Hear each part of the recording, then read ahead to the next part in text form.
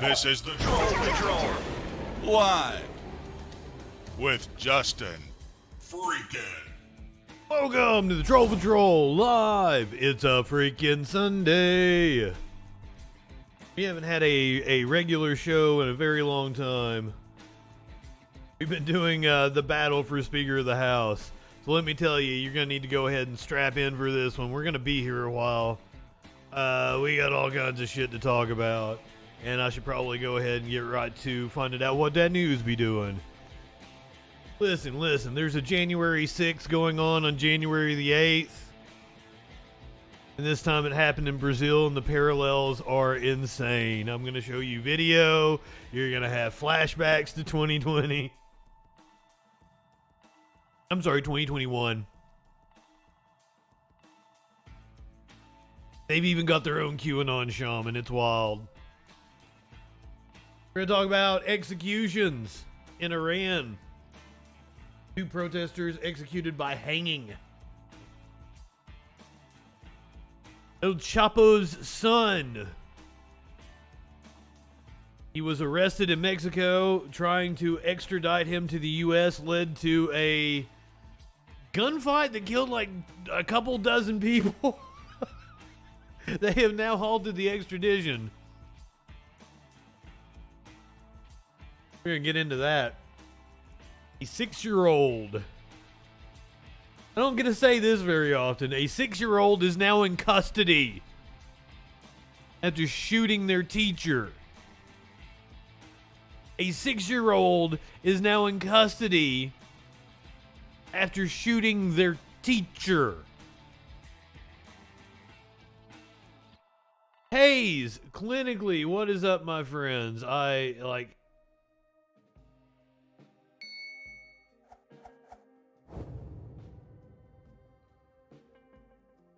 do not know the details, but a 6-year-old is in fucking custody. Are they gonna try the 6-year-old as an adult?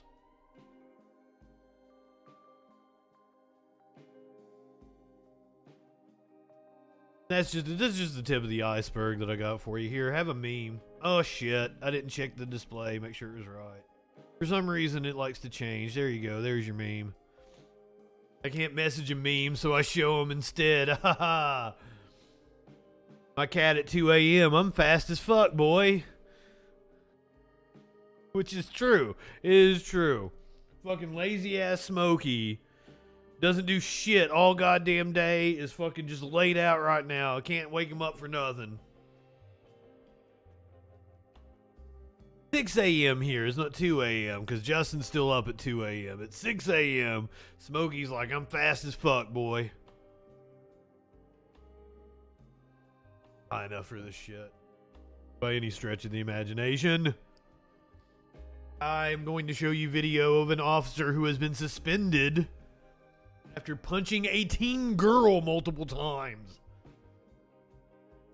Arson suspects in California set themselves on fire.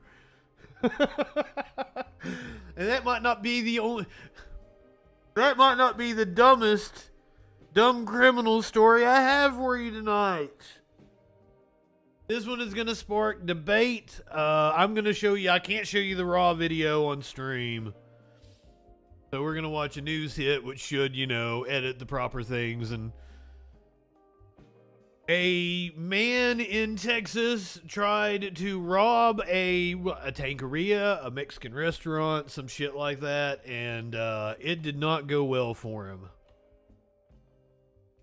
Boy, did it not go well for him. Been multiple shootings at Democratic officials' homes in Albuquerque, New Mexico, after a string of incidents. We're going to talk about Congress. The 118th Congress actually does gavel into session tomorrow night. They will be doing business. Now, debatable on whether that business is good or bad for the country. Representative James Comer says spending cuts are coming. Representative Nancy Mace takes some shots at Matt Gaetz. says she might not vote to approve the rules package that Gates helped negotiate, which was the whole reason for the drama last week. Gates went on Fox News to defend his self and talk about the concessions that he won. The now Speaker of the House, Kevin McCarthy, who I did not expect that to happen after Wednesday night. That's when I wrote off his political career. I thought he was dead in the water, and he may still be. Apparently neutered himself. A former prosecutor says that Jim Jordan is going to receive a smackdown in federal court. I got video of Marjorie Taylor Greene and Lauren Boebert taking shots at each other. Mike Lindell going after Marjorie Taylor Greene. Also, Ali Alexander, an insurrectionist, says he's got some dirt on MTG. They are not happy with the way she decided to conduct herself during the fight for the speakership. Journalist in West Virginia has been let go after reporting abuse in the state system.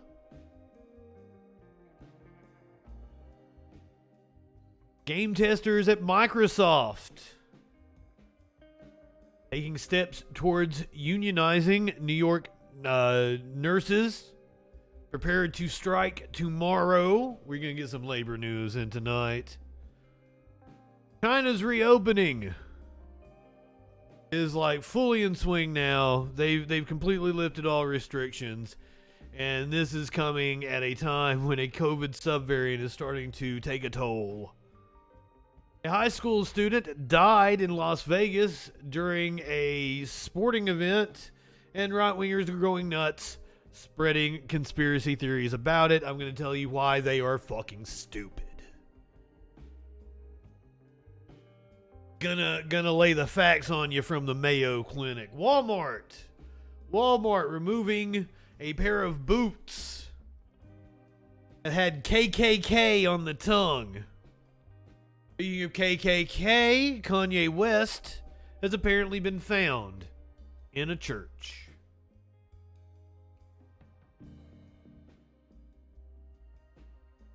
Rumors are spreading that Andrew Tate, the toxic social media influencer, has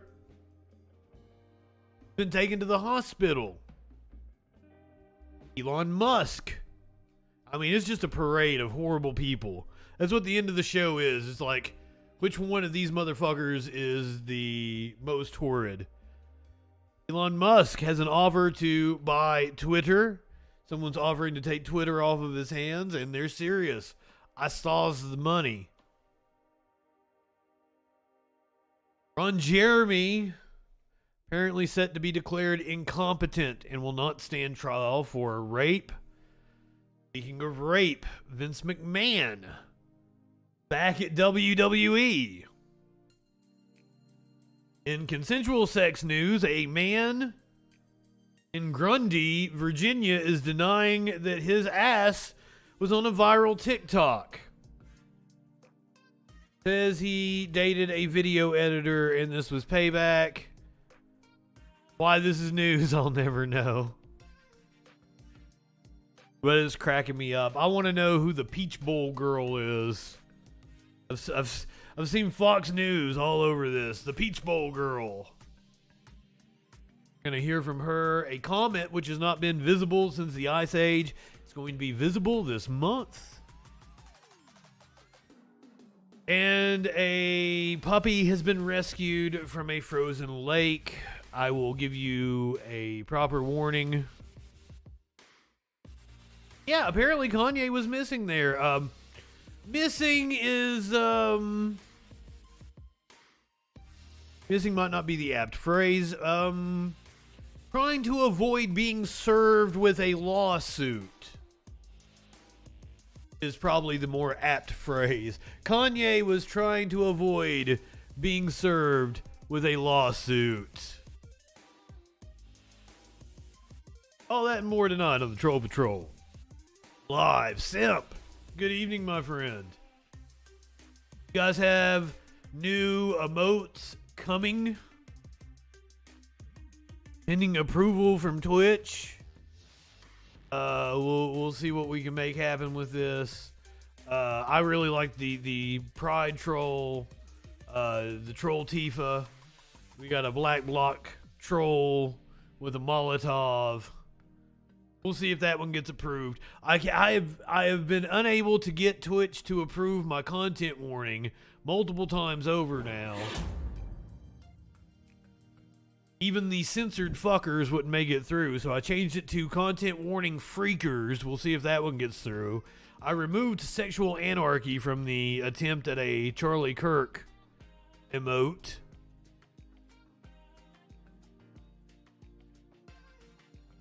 Well, like fucking Smokey went missing for 8 days.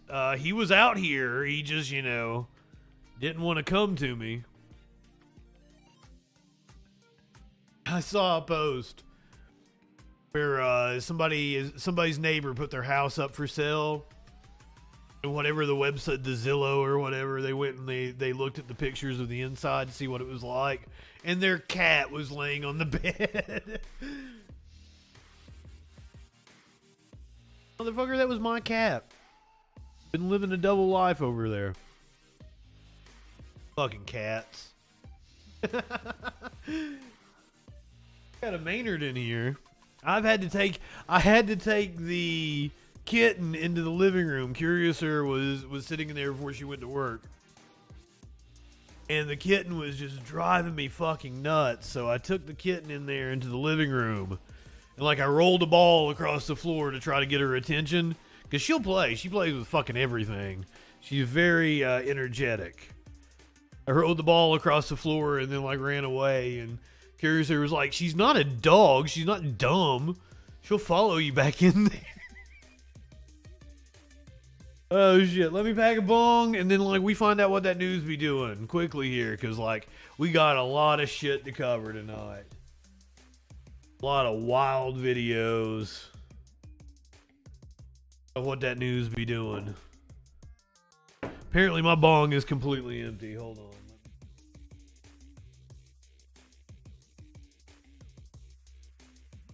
This fucking attempted coup while Bolsonaro is in Florida. That's what we're starting off with tonight. I think that's what all the streamers are talking about. Deja vu coup.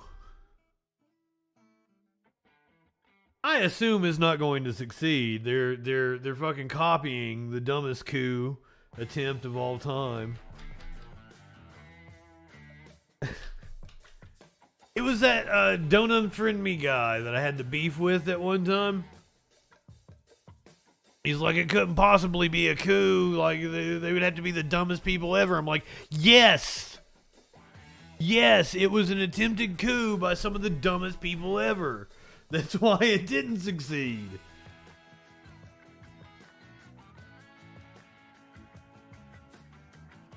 Can't accept that the right wing is incompetent.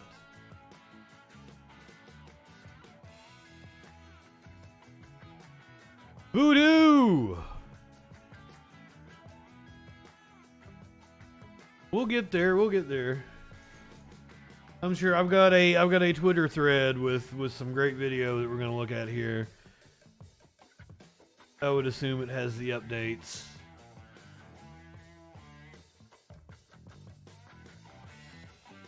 How are you this evening, my friend? Doing that voodoo you do. I fucked that song up. That's Sinatra, right? Or is that Dean Martin?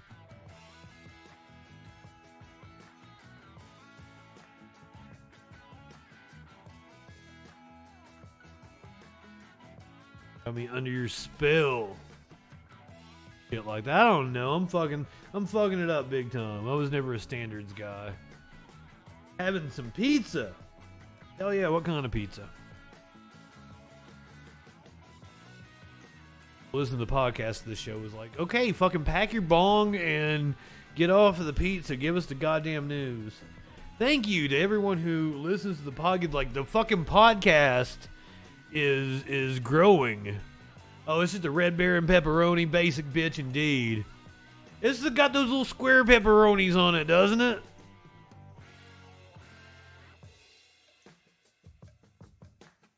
I don't like them little square bitches. Oh, fuck. It's oh, that's the Tostita. Okay, okay. I'm not very familiar with a frozen pizza. I'm bougie. I usually I buy a crust, and then I've got take some tomato paste and sriracha in the paste. Use a little Worcestershire sauce, some water, oregano, some Italian seasoning there. You got your good little sauce.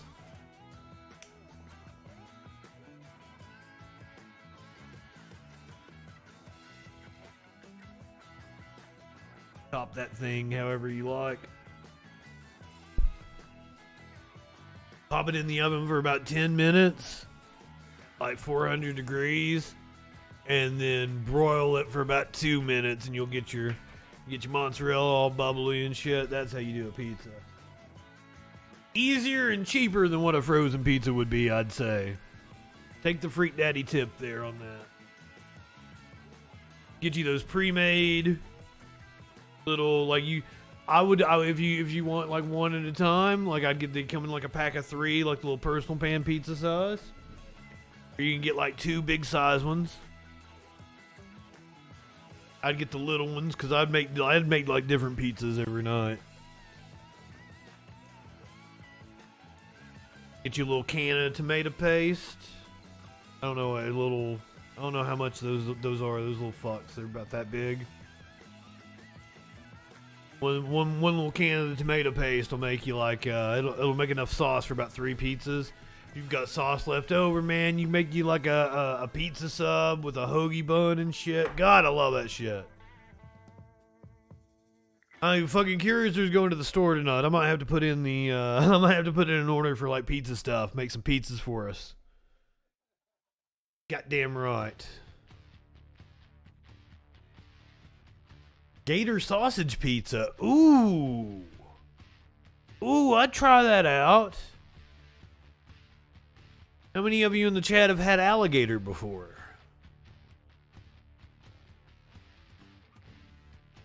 You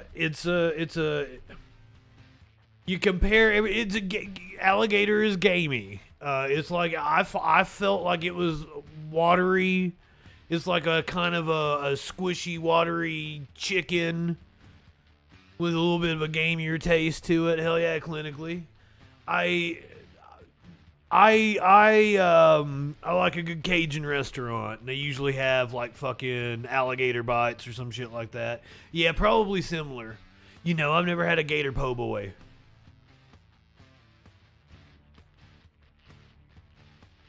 Exactly, Kevin. There's usually like you get like the fried gator bites at a New Orleans restaurant. Also, good evening, my friend Kevin F7. Hell yeah.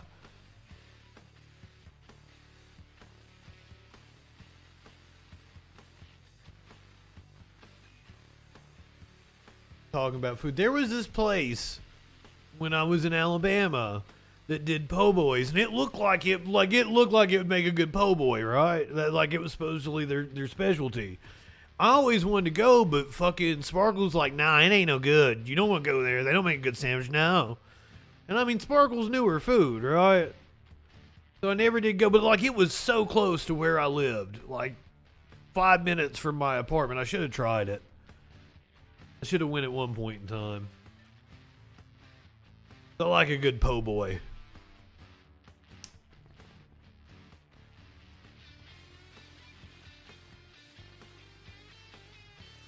I'm sorry, guys. News. We got so much fucking news to cover tonight. Telling you so much. We got sex pests like Andrew Tate, Vince McMahon, Ron Jeremy. Fucking shit. All right, let's get to it. I can still use a little. I can get a little more high. We got to get to this shit. We got too much shit to cover tonight. We're starting off with international news. Over 400 arrested as fascist Bolsonaro supporters storm the Brazilian capital. Backers of the defeated right-winger have refused to accept leftist Lula's election victory as hundreds storm Congress. Lazy Eyes, Smash, good evening. You walked into finding out what that news be doing, Smash.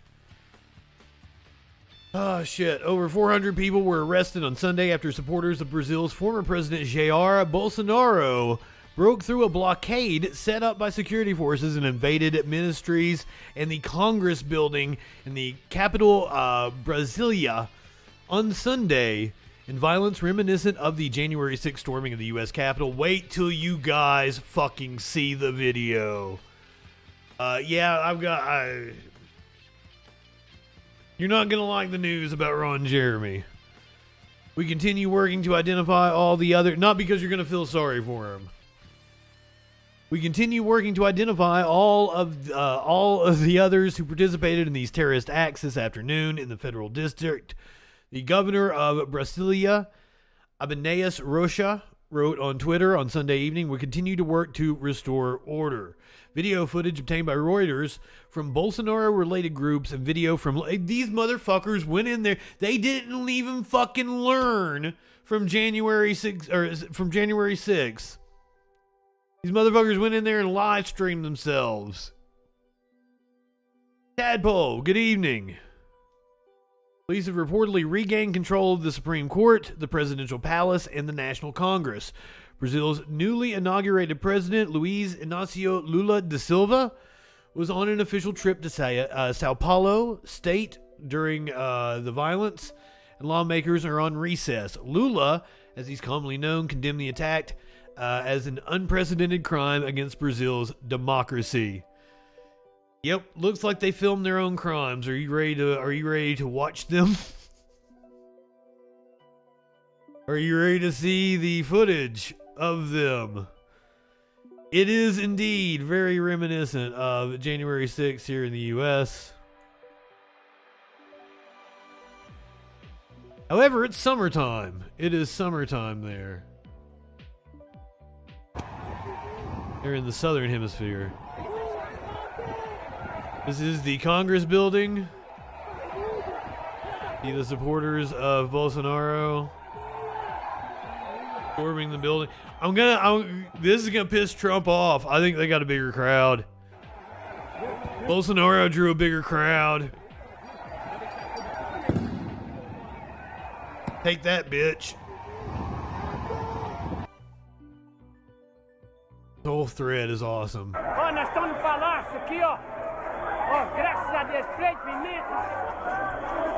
I'm telling you, this looks exactly like January 6th. Look at these fucks.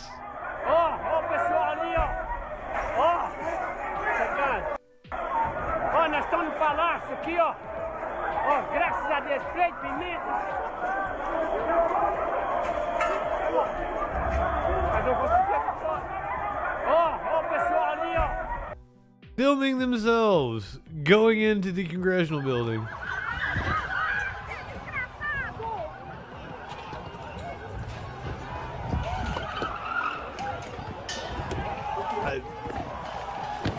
I don't know what we just witnessed. Those were cars rushing through the protesters.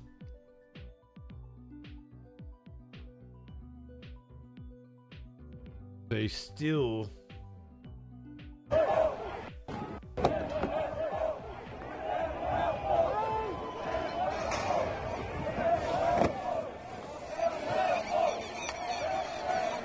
I mean, this looks so much like January 6th, it's uncanny.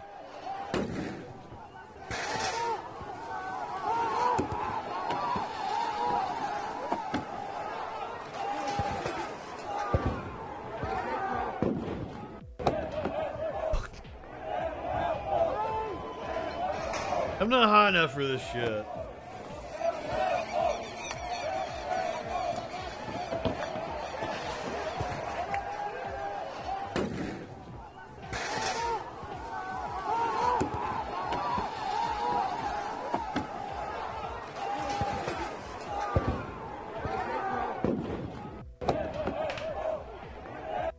See if we got any other videos here on this thread. Yep.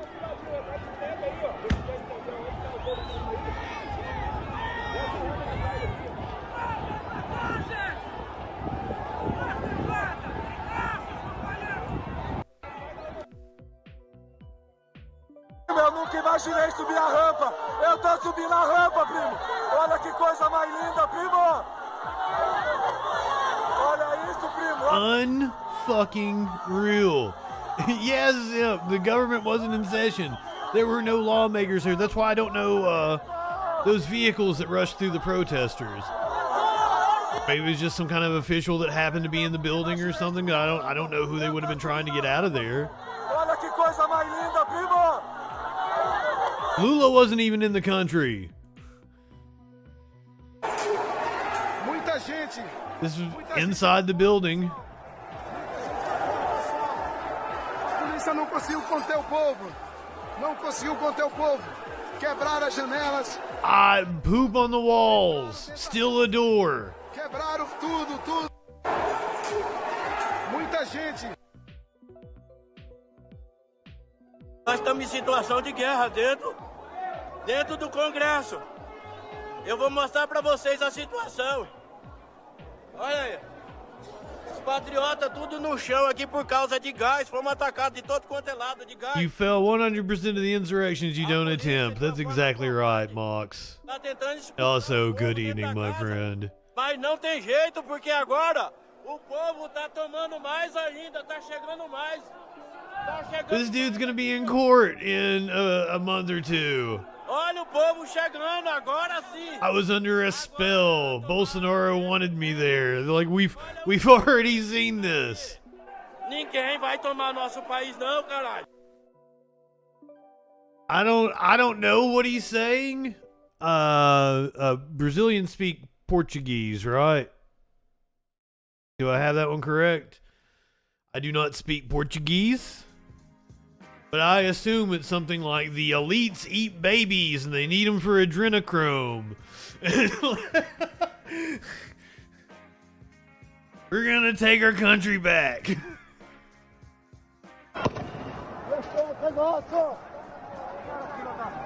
All of them filming themselves. Learn nothing. Learn nothing from the Trump supporters.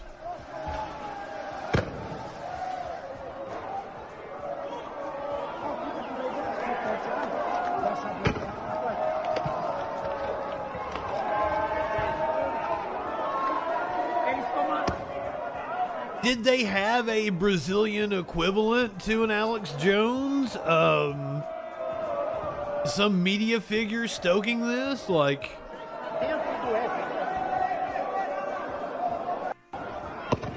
we looked at a picture of Bolsonaro having KFC in Orlando. Once again, here they are inside the building.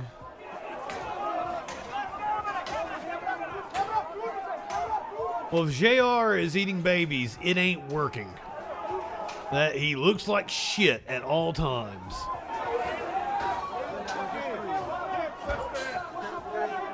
Oh, Mox, why you gotta do that to me? Why you gotta spoil it? Cause like I wanted to be the one to pull that and be like, motherfucking even had a QAnon shaman. Even had a QAnon shaman. The parallels are uncanny.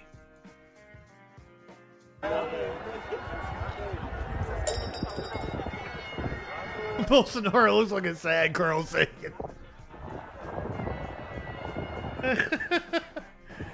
that we know of yet, Mox. That we know of yet. There they are just talking to the cops again. Like, so much like January 6th, it's not even funny. Cultural appropriation knows no bounds. Does this look familiar to you? There is a floor poop. My God. Does this look familiar to you guys? It's on the floor of their parliament, or Congress. Where's Zip Tie Guy at? Espia aí, ó. Espia aí onde é que nós tá. Espia aí.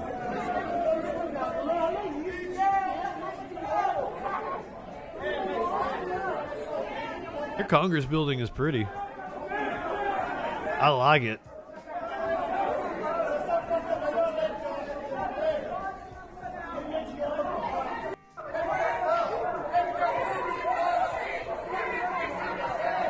The parallels, just unfucking canny. Completamente destruído. Olha isso. Chovendo aqui dentro. Ó. Uma destruição em todos os andares. I love that this thread just keeps going. Cheiro de pimenta muito forte. We'll get a ProPublica putting all the videos together at some point in time. Here's what the crowd looked like. Seriously, Donald Trump. Bolsonaro had you beat, buddy.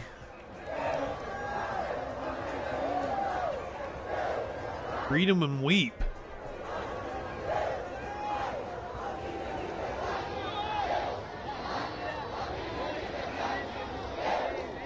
And I would assume that Brazil has a much smaller population than the US. So as a percentage, they fucked you too, Trump. Take it.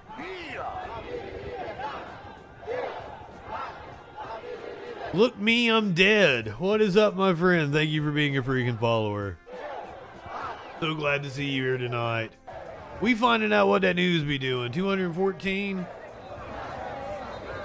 We're 350. Hi from France. Good to see you. We are watching footage from the, I don't even, calling it a coup is too strong. It's a violent uprising.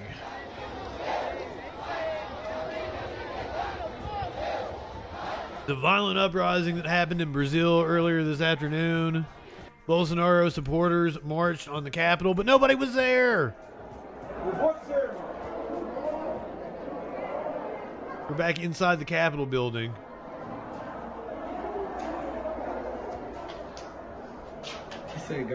I love that they're wearing Brazilian flags as capes. There's a lot of them wearing Brazilian flags. They're going into offices and shit.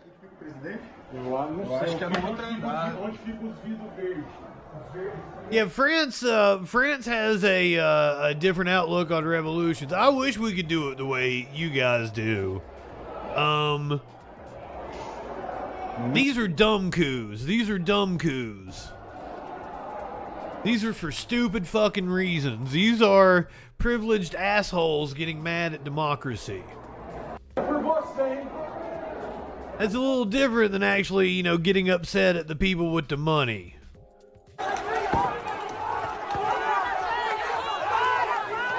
Oh, this is them attacking some cops?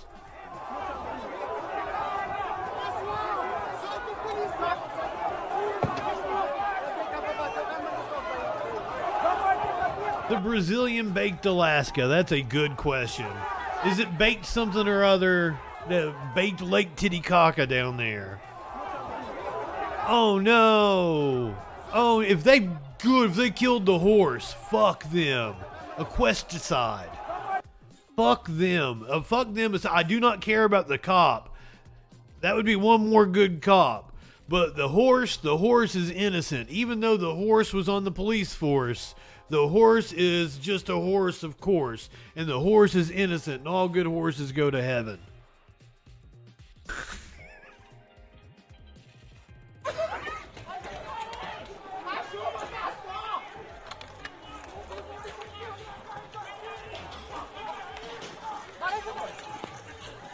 Oh, this was a peaceful indigenous protest, showing how the police responded. Okay, here's more of today's action.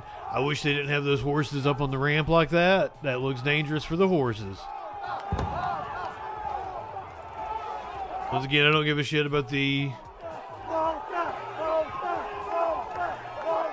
health or livelihood of the police. Those damn horses are pretty and they're innocent.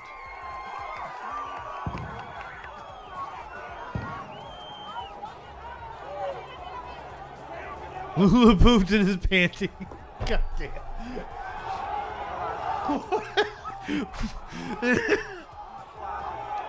What is it with you fuckers and scat? Why? Why has that become a thing in my chat? Why is my chat? It's the scat chat now. It's the scat chat. Stop doing that. Stop doing that, guys. Makes me uncomfortable. Oh, where could they have possibly got that idea from? Ida, good evening. So glad to see you.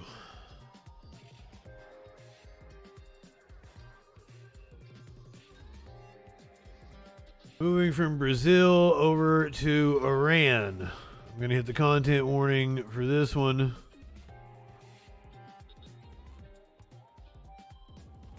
If I can find it. A shitty thing to do. Voodoo. We're moving over to Iran. Speaking of shitty things to do, Iran has executed 2 men. These 2 are the latest victims of the war the Islamic Republic is waging against its own citizens. Champion and Mohammed Hosseini, a 39-year-old. Hey, we missed some of that. Children in his own citizens. What the fuck? Champion and Mohammed Hosseini, a 39-year-old worker who coached children in his free time. Both were convicted in sham trials where they weren't allowed to choose their own lawyers or even see the alleged evidence against them. Evidence, experts say, just as bogus as their confessions aired by Iran's state media. For weeks, their friends and family hoped they could be saved. I kindly ask the members of the judiciary, I beg you, please remove my son's death sentence. Death sentence. Their calls were echoed not only by Iranians around the world, but also by politicians here in Germany. Helge Limburg, a Green member of parliament, they haven't said the charges, have they? And campaigned against his execution. These new executions will have consequences. At the moment, it is not pretty clear which consequences exactly it will be, but there will be consequences. We won't be quiet. The German government nor the EU will be quiet to this. Karate champion and a children's coach. Within Iran, people are also not remaining quiet. Fresh protests are planned. They were just protesting. They were charged with the crime of protesting. On social media, this video is spreading since the executions. Mohammed Mehdi Karami dancing with his family. Remember, this is in the midst of the uprising. Say, don't die. And they vow they will not rest until those responsible for his and other killings are out of power. Been going on for what, 2-3 months now? Still going strong, but I'm sure that was the Iranian government trying to make an example out of them.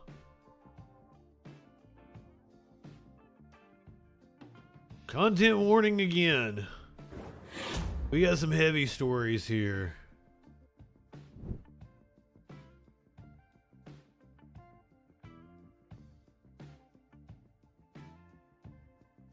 Well, the protests really kicked off in the fall with the killing of Misia Amini. They had been going strong for about 6 weeks when we had Mitra. Mitra came on and talked to us about the Iranian government, and that was super cool.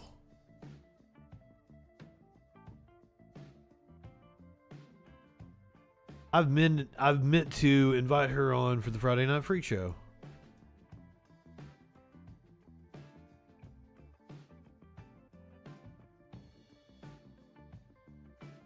Hold on, this video's not loading up. It's fucking CNN. CNN's a bitch.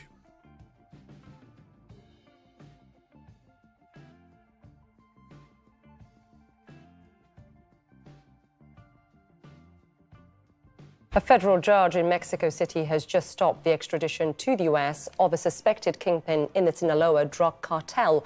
Mexico's foreign minister earlier said any extradition of Ovidio Guzman would not be immediate for legal reasons. The operation to arrest Guzman on Thursday triggered a wave of violence as gunmen went onto a rampage to try to free him. Mexico's defense secretary says 29 people were killed, including 10 military personnel. 29. Residents in the Mexican northern city of Culiacan woke up to what seemed to many like a war zone. Roads were blocked. The last big spat of violence that we got was like when they tried to put two gangs in the same jail, and then like their buddies came to like break them out, and the gangs worked together to like break out of the jail. That was hilarious, and that was. I'm so bad with time. That feels like a couple months ago. Throughout the city, including this one leading to the airport. This is how criminal groups responded after this man, Ovidio Guzman Lopez, was detained by Mexican security forces. His arrest produced clashes between cells of his criminal gang and Mexican security forces. Momentos después de la detención, Mexican Defense Minister Crescencio Sandoval said that after Guzman's detention, cells from his criminal group staged 19 blockades and armed attacks in different parts of the city, including its international airport and an Air Force base. Ovidio Guzman Lopez, also known as the Mouse, is the son of Joaquin El Chapo Guzman. The former leader of the Sinaloa cartel was convicted in the U.S. in 2019 of 10 counts related to leading a criminal organization, drug trafficking, and charges. He was sentenced to life prison plus 30 years. Mexican Defense Minister Sandoval said Ovidio, El Chapo's son, leads the criminal group known as the Miners, part of the Cartel of the Pacific, which is responsible for violence in 4 Mexican states and the country's northwest region. And according to the U.S. State Department, law enforcement investigations indicate Ovidio and his brother, Joaquin Guzman Lopez, function in high-level command and control roles. I'm kind of on their side. I kind of want El Chapo to fucking escape again. Under the umbrella of the Sinaloa cartel. The Mexican government had already tried to capture Ovidio Guzman Lopez in October 2019. After he was detained, the Sinaloa cartel unleashed a heavily armed fighting force. Oh, so this is the second time they tried to arrest his ass. Putting the lives of countless civilians at risk. It quickly became painfully obvious the Sinaloa cartel had outmaneuvered and overpowered Mexican security forces. In the end, Mexican authorities decided to release Guzman to prevent further bloodshed. Rafael Romo, CNN Atlanta. God damn. I don't mean to laugh. That's horrible. Oh, fucking shit. Content warning again. Heavy fucking subject matter tonight. This is a headline I don't say every day. Though it's a uniquely United States goddamn headline.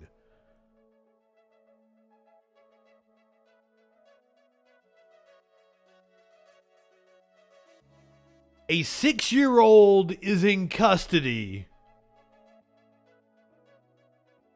for a shooting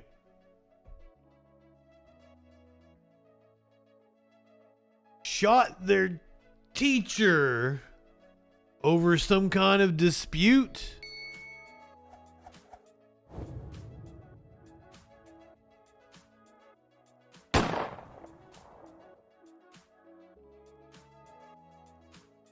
This NBC News hit here. Cities that can clean and respond for a subject with a gun at Richneck Elementary School acknowledged.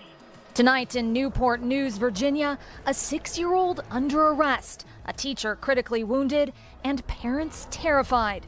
When I hear active shooter, I think my baby.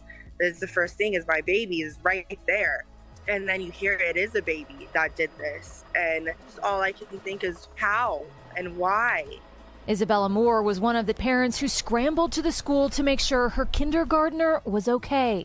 It is terrifying, and you just have hysterical parents everywhere that don't know what to do. And until you get your kid, you're not believing that they're okay.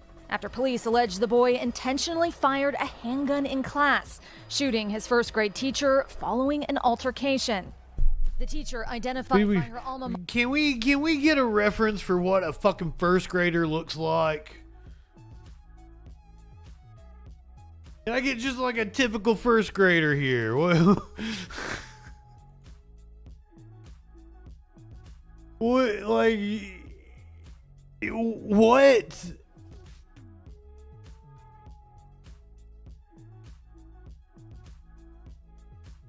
That's what a little first grade boy looks like. Little 6-year-old.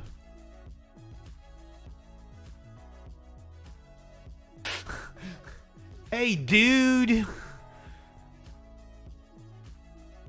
The fuck? That's what a first grader is supposed to look like.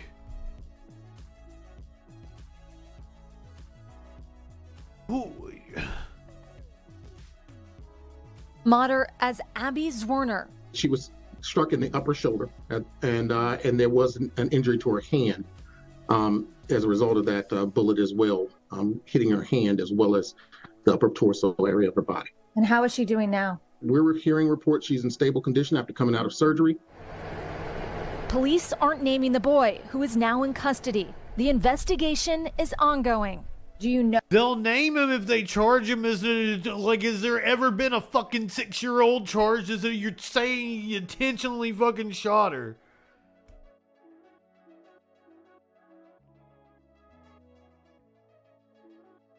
How did like a fucking gun is heavy? How's a little kid looking like this fucking holding a gun? A gun is heavy. Revolts, what's going on, my friend? Thank you for being your freaking follower. Well, like, how's this little fucking kid even like picking up a gun? How's that possible?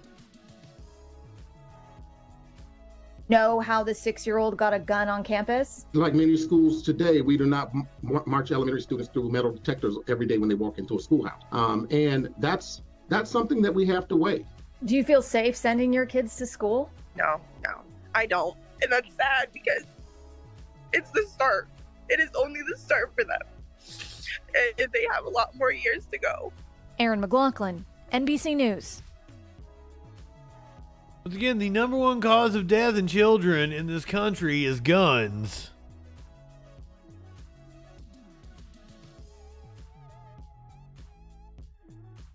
That kept you from clapping your teachers. Wow.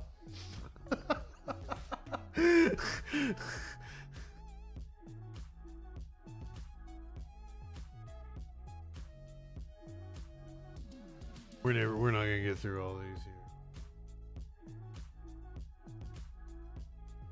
So many fucking stories. Content warning.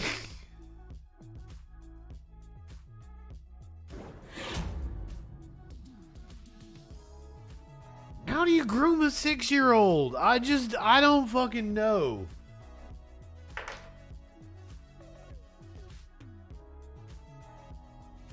This is a uniquely American thing. Let me show you this chart, right?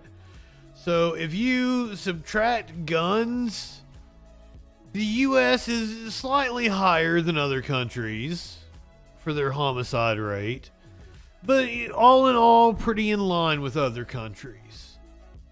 We would still have like one of the highest homicide rates, but just barely. It's kind of how you would expect it to be. But then you add in the guns and you get the gun homicide rate, it makes our homicide rate so much higher.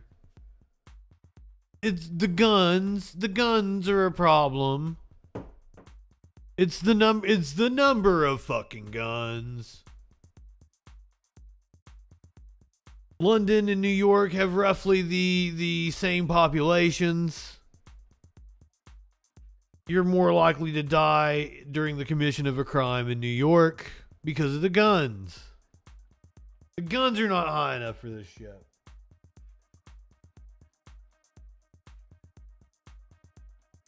I'm certainly not high enough for this shit. NYPD officer has been suspended after being seen punching a young black girl in the head during an after-school brawl on Staten Island. The incident in the viral video actually happened on Tuesday, January the 3rd, near the intersection of Willowbrook Road, Forest Avenue. We do have the video here. Here, let me pop it out. That's what she said. He's hitting her? He's hitting her? What the f*** is that? He's hitting her? What's with the rap beat under this? New York Post. Wait, is a 14-year-old girl? The cops were responding to a fight between a group of kids in Port Richmond where they ultimately arrested a 14-year-old girl. He's hitting her? What the He is just waylaying on her. He should be fired. That's child abuse.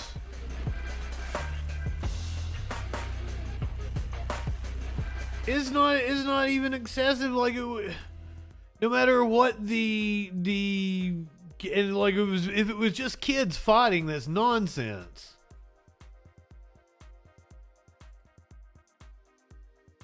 Police sources allege that they were attempting to de-escalate the situation, but said that the 14-year-old hit the officer first and provoked them.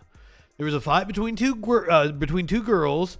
We tried to intervene, and it looks like one of the girls tried to stop us from intervening. They tried to handcuff one of the girls, and someone was pulling at them. Wow. I guess the officer overreacted.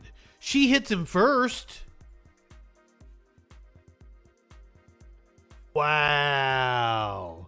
The 14-year-old said she suffered from a knot on her head and migraines. Police arrested her and gave her 12-year-old sister a juvenile report for her alleged actions. The girl's mother, Tanisha Robinson, stated she was disappointed and in awe of what she witnessed. It's upsetting, Tanisha said to the New York Post. I mean, it's really upsetting to see a man hit a woman, but even more so to see a grown man hitting a 14-year-old girl. And then just even more upsetting when that grown man is a police officer who's supposed to be out there protecting women and children. It's shocking you don't expect to see that. I expect to see it because I know how fucking cops are.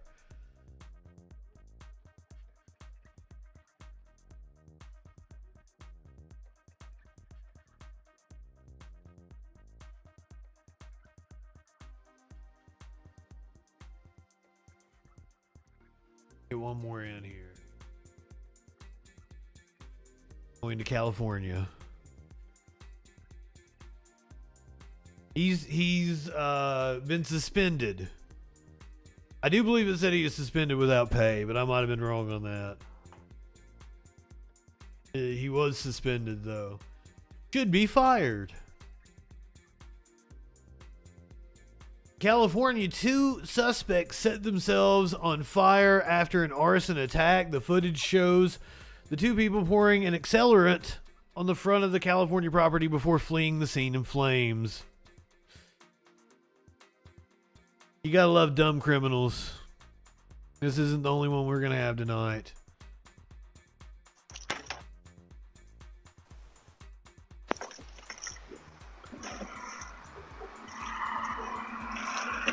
Fuck them for, trying to commit an arson. But also, I assume this is politically motivated. Bigotry motivated.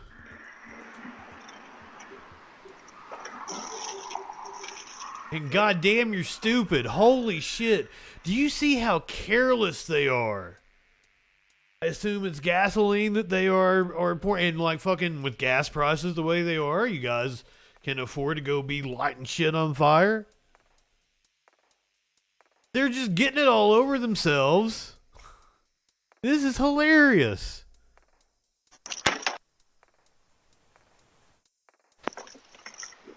Immigration services business in California.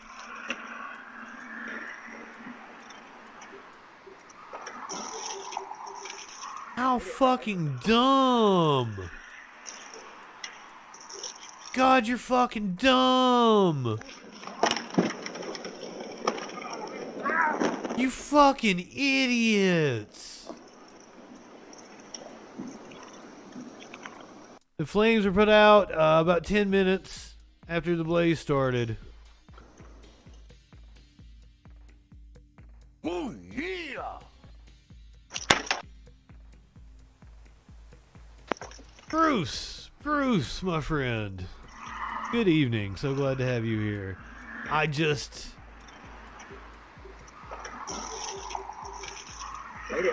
They're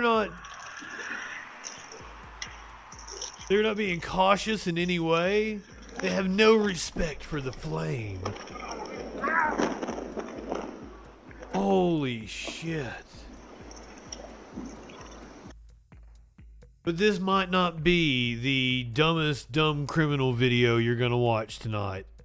When we come back from the other side of the break, you are going to see a man try to rob a Mexican restaurant, taqueria, some shit like that. And it doesn't work out well for him. We're going to talk about shootings happening at the homes of Democratic officials in Albuquerque, New Mexico. Then we're going to get into the business of what Congress is going to be doing. Nancy Mace is telling us she may oppose the House rules that Matt Gaetz negotiated with now Speaker of the House, Kevin McCarthy. Gaetz went on Fox News this morning to defend his actions. We're going to talk about George Santos flashing the white power symbol on the floor of the House. Former prosecutor is saying that Jim Jordan is in for a smackdown in court. Marjorie Taylor Greene and Lauren Boebert got testy with each other. And fucking several of the far-right nut jobs like Mike Lindell have turned on Marjorie Taylor Greene. I was on crack. Right. Good evening. We're going to talk about Ron Jeremy, Vince McMahon, Elon Musk, Andrew Tate. I'm going to tell you about a comet that hasn't been visible since the last ice age. Fucking shit. We got so much more stuff. Labor news. We're going to talk about a nursing strike. Going to give you a COVID update.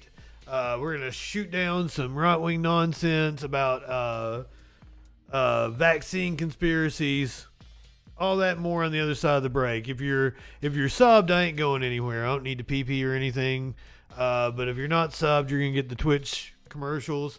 But you won't miss out on any content. We'll be right here waiting on you. I'm just going to get a little high. Hey peoples, what's going on? I'm not high enough for this shit. Taqueria. Did I call it a tankeria?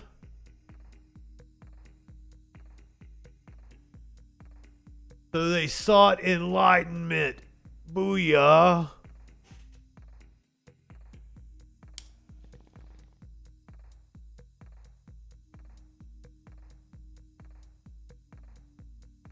I can't believe how fucking stupid they were. Do you think we're stupid? You think we're fools? Yeah, they were just slinging all the gasoline around, getting it all over them. No wonder they fucking caught on fire. They deserved it. Oh, I wasn't finished with my coffee. I pulled my tea over. For some reason, I thought I'd finish my coffee off.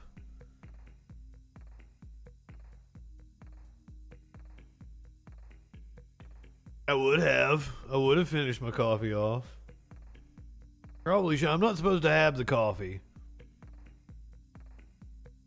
Better go ahead and pack another bong, right? Never be too prepared. Watch this again. I'm getting like a... The little yelp gets you. I understand. I don't do a good enough job of mixing up my different drops that I've got. I just added the Scott Steiner math, and I've kind of been wearing it out.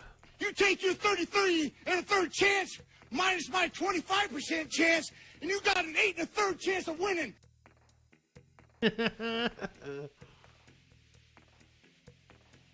And I made 2 of them. But then you take my 75% chance of winning, and then add 66 2/3%. I got 141 2/3 chance of winning. Oh, it cracks me up. That's one of my all-time favorites. Hey, Justin, are you trolling? Always be trolling.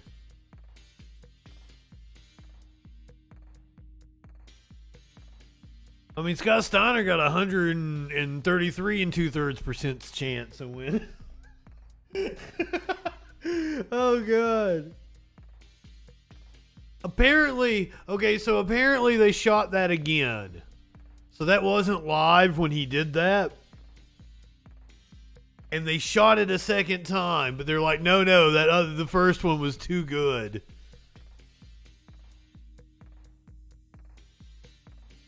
Rip America. America.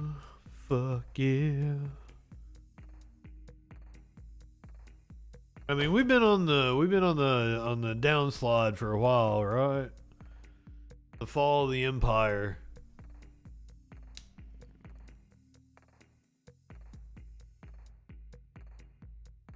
Tadpole, I told you good evening. If not, I'm so glad to see you. All right, everybody should be back from commercial break. And go ahead and hit the content warning for this next one. Because once again, it's a wild one. I can't play you the original video because it's fucking violent. So if I do the local news hit here, they should, take proper care to not show anything that would get me terms of service over here. So we hope. So police are wanting to speak to a man caught on video. Video that has gone uber viral. A taqueria shooting happening in Texas. A customer inside a restaurant pulled out his gun and shot him several times. Tonight, police want to talk to that customer who left the scene. Can't make it full scene. I can't make it full screen. I do want to ask him maybe I can questions. Janelle Blutis talking to our legal analyst about what happened. Janelle? Tonight, the restaurant is open. The employees who were here last night called that customer a hero, but some are asking, did he go too far? War Machine. The Ranchito Taqueria off Gessner in Southwest Houston. It's almost as if nothing ever happened. The restaurant is open. The glass door has been replaced. But less than 24 hours ago, this was an entirely different scene. Surveillance video captured everything. A masked man walks into the restaurant holding a gun, demanding customers' wallets. Okay, hold on. I'm going to get rid of my camera so you guys can really see what's going on here. As he grabs them, watch the man sitting in this booth. He reaches to pull out a gun, and as the suspect walks away, he shoots at the suspect 9 times, killing him. The customer then moves the suspect's body and takes back the money that was stolen. He also grabs the suspect's gun and throws it against the wall, realizing it was fake. A fake gun. Okay, since I've seen the video, allow me to describe to you what happened. He shot about 4 times, and the suspect fell. He shot him in the back about 4 times. He was no longer a threat, and then the dude goes over and shoots him about 3 more times. Kicks his gun away or picks his gun up, and then shoots him again. Looked like in the head. Looked like the last one was like a kill shot. It was very much overkill. Globus, good evening, my friend. So glad to see you. Reverse Thread, 6-month sub-anniversary. Hell yeah, my friend. Then he leaves. Tal vez haya traído un arma de verdad. The restaurant owner calling that customer a hero, but police still want to question him. Well, if subbing is going to get you in trouble with the wife, please don't do it. Individual is to find out whether or not he was in fear for his life or the lives of the people around him, because that's absolutely essential to a self-defense claim under the law. KHOU legal analyst Carmen Rose says the shooting appears to be in self-defense. But if you're justified in shooting the first bullet, you're justified in continuing to shoot until the deadly threat that you are facing is no longer there. And says it doesn't matter if the gun was fake. So it sounds like under the law, everybody in that motherfuckers gonna get away with this. Believed it was a real gun. But some are asking about the customer leaving. Was he legally obligated to stay until police arrived? He should have. Staying there to answer questions is important. It's something that as a lawyer, I would advise him to have done. But at the same time, you have no obligation. Are you trying to say it's kind of Michael Jackson-ish? Of a situation like that. Police are also hoping That's to mean. talk to some of the customers who were here last night. If you have any information about the shooting, Oh shit, my camera's on. back to you. Quite a story there. Janelle, thank you. I think it was too far. You know, the first couple of bullets are justified, but under the law, it looks like he's totally cool, free and clear. Apparently, when you take a concealed carry class, they tell you to unload the clip. It's Texas.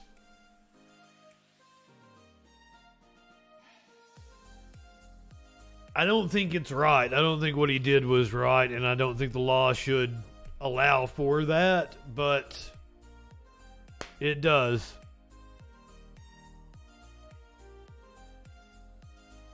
And once again, you know, I went to this graph here.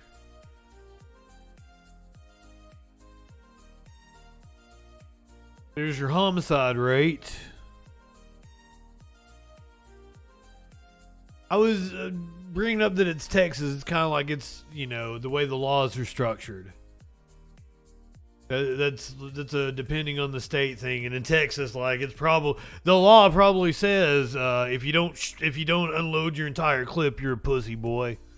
It's probably right there in like statute, like fucking 2B blah blah blah.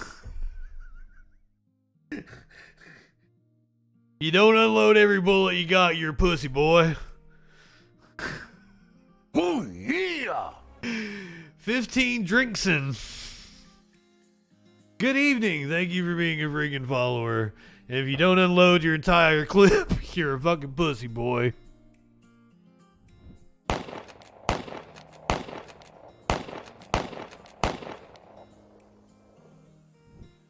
Wait a minute.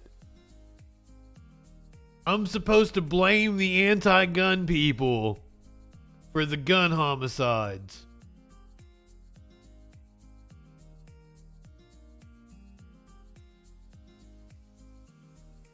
That's an interesting proposition. I'm supposed to blame the anti-gun people for gun homicides.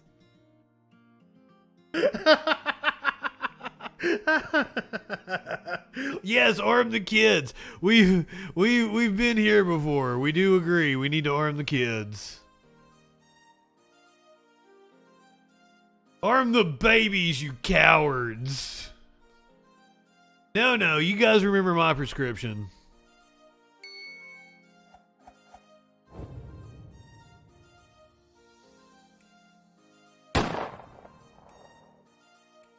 You didn't have to time them out. Like I can stay on topic. We got so much news to do. I need to stay on topic. Let's do it. Let's go to politics.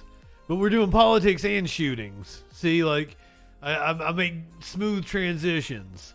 So we've been talking about shootings. Now we're going to transition into politics. So I hit you with a political story that involves shootings. Oh, goddamn.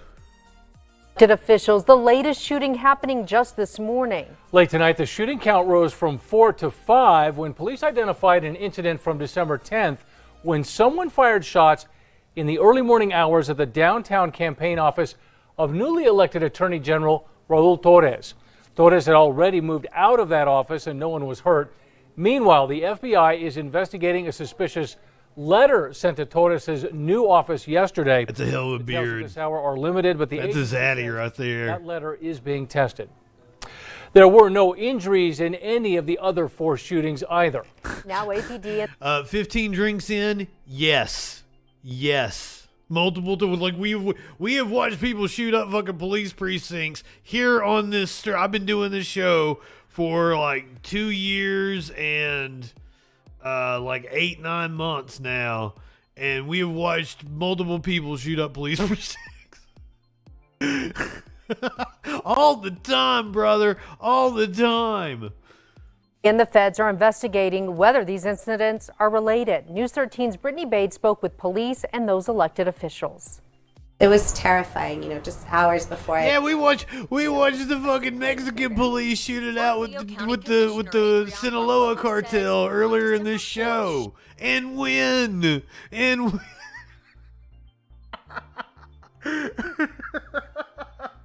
Oh, DJ Dub. Yes, I've watched a police precinct burn live on Twitch as well. By the way, I can... the group that was charged for that precinct burning was a far-right group. A lot of people don't believe me on that one. But anyway, let's go back. I've completely missed all of the details in this story. She and her family happened to So, fucking shit. It's homes and businesses of Here we go. Dozens of shots fired at the homes and businesses of elected officials. The latest shooting happening just this morning. Late tonight, the shooting count rose from 4 to 5 when police identified an incident from December 10th when someone fired shots in the early morning hours at the downtown campaign office of newly elected Attorney General. That was too much math for me. Torres had already moved out of that office and no one was hurt. Meanwhile, the FBI is investigating a suspicious letter sent to Torres's new office yesterday. Details at this hour are limited, but the reason that letter is being... The reason I wasn't paying attention is because I was talking about how big of a zaddy that guy was. Now I remember. Tested. There were no injuries in any of the other 4 shootings either. Now APD and the feds are investigating whether these incidents are related. News 13's Brittany Bates spoke with police and those elected officials. It was terrifying, just hours before I had been out here putting up Christmas lights and playing with my grandbabies. Bernalillo County Commissioner Adrian Barboa says on December 4th, she and her family happened to take a last-minute trip to the store to get more Christmas lights. But when they returned to her southeast Albuquerque home, my house was shot up. Shots directly through the front door. 1 week later, the second shooting happened. Police say 12 shots were fired at former County Commissioner Debbie O'Malley's North Valley home. I felt targeted on my first one, and then when Commissioner O'Malley's house was shot up, I was like, this is definitely something. And then now with the third. Police say the third shooting happened on January 3rd at the southwest Albuquerque home of State Senator Linda Lopez in the middle of the night. Next morning, woke up, saw what actually... they were targeting Democrats. ...that were in my room. I went to go look in my daughter's room and then came out front and saw what had happened. Lopez says that one bullet hit just above her headboard in her bedroom. Another 2 bullets went into her 10-year-old daughter's bedroom. God damn. It's scary. As a mom, it's something that you never want to experience. Then just this morning, APD says another shooting happened. This time at the downtown office of longtime state representative, now turned Senator Mo Maestas. Police say that also investigation is in the early stages. We are researching ShotSpotter. We are looking for evidence at some of the intersections with our video cameras. APD Chief Harold Medina says they have collected evidence and are waiting for the crime lab to process it. We're grateful that nobody has been injured. The cops might be in on it. Realize that we have to move quickly. While APD says it is still investigating if these shootings are connected, some of the elected officials do feel targeted and unsafe, hoping the person or people responsible are caught soon. To think if my daughter wouldn't want to come and bring my granddaughter around because of that, that's heartbreaking. This is grandma's house, Brittany Bade, KRQE News 13. All 5 elected officials are Democrats. Police say they do not know if there are one or multiple suspects.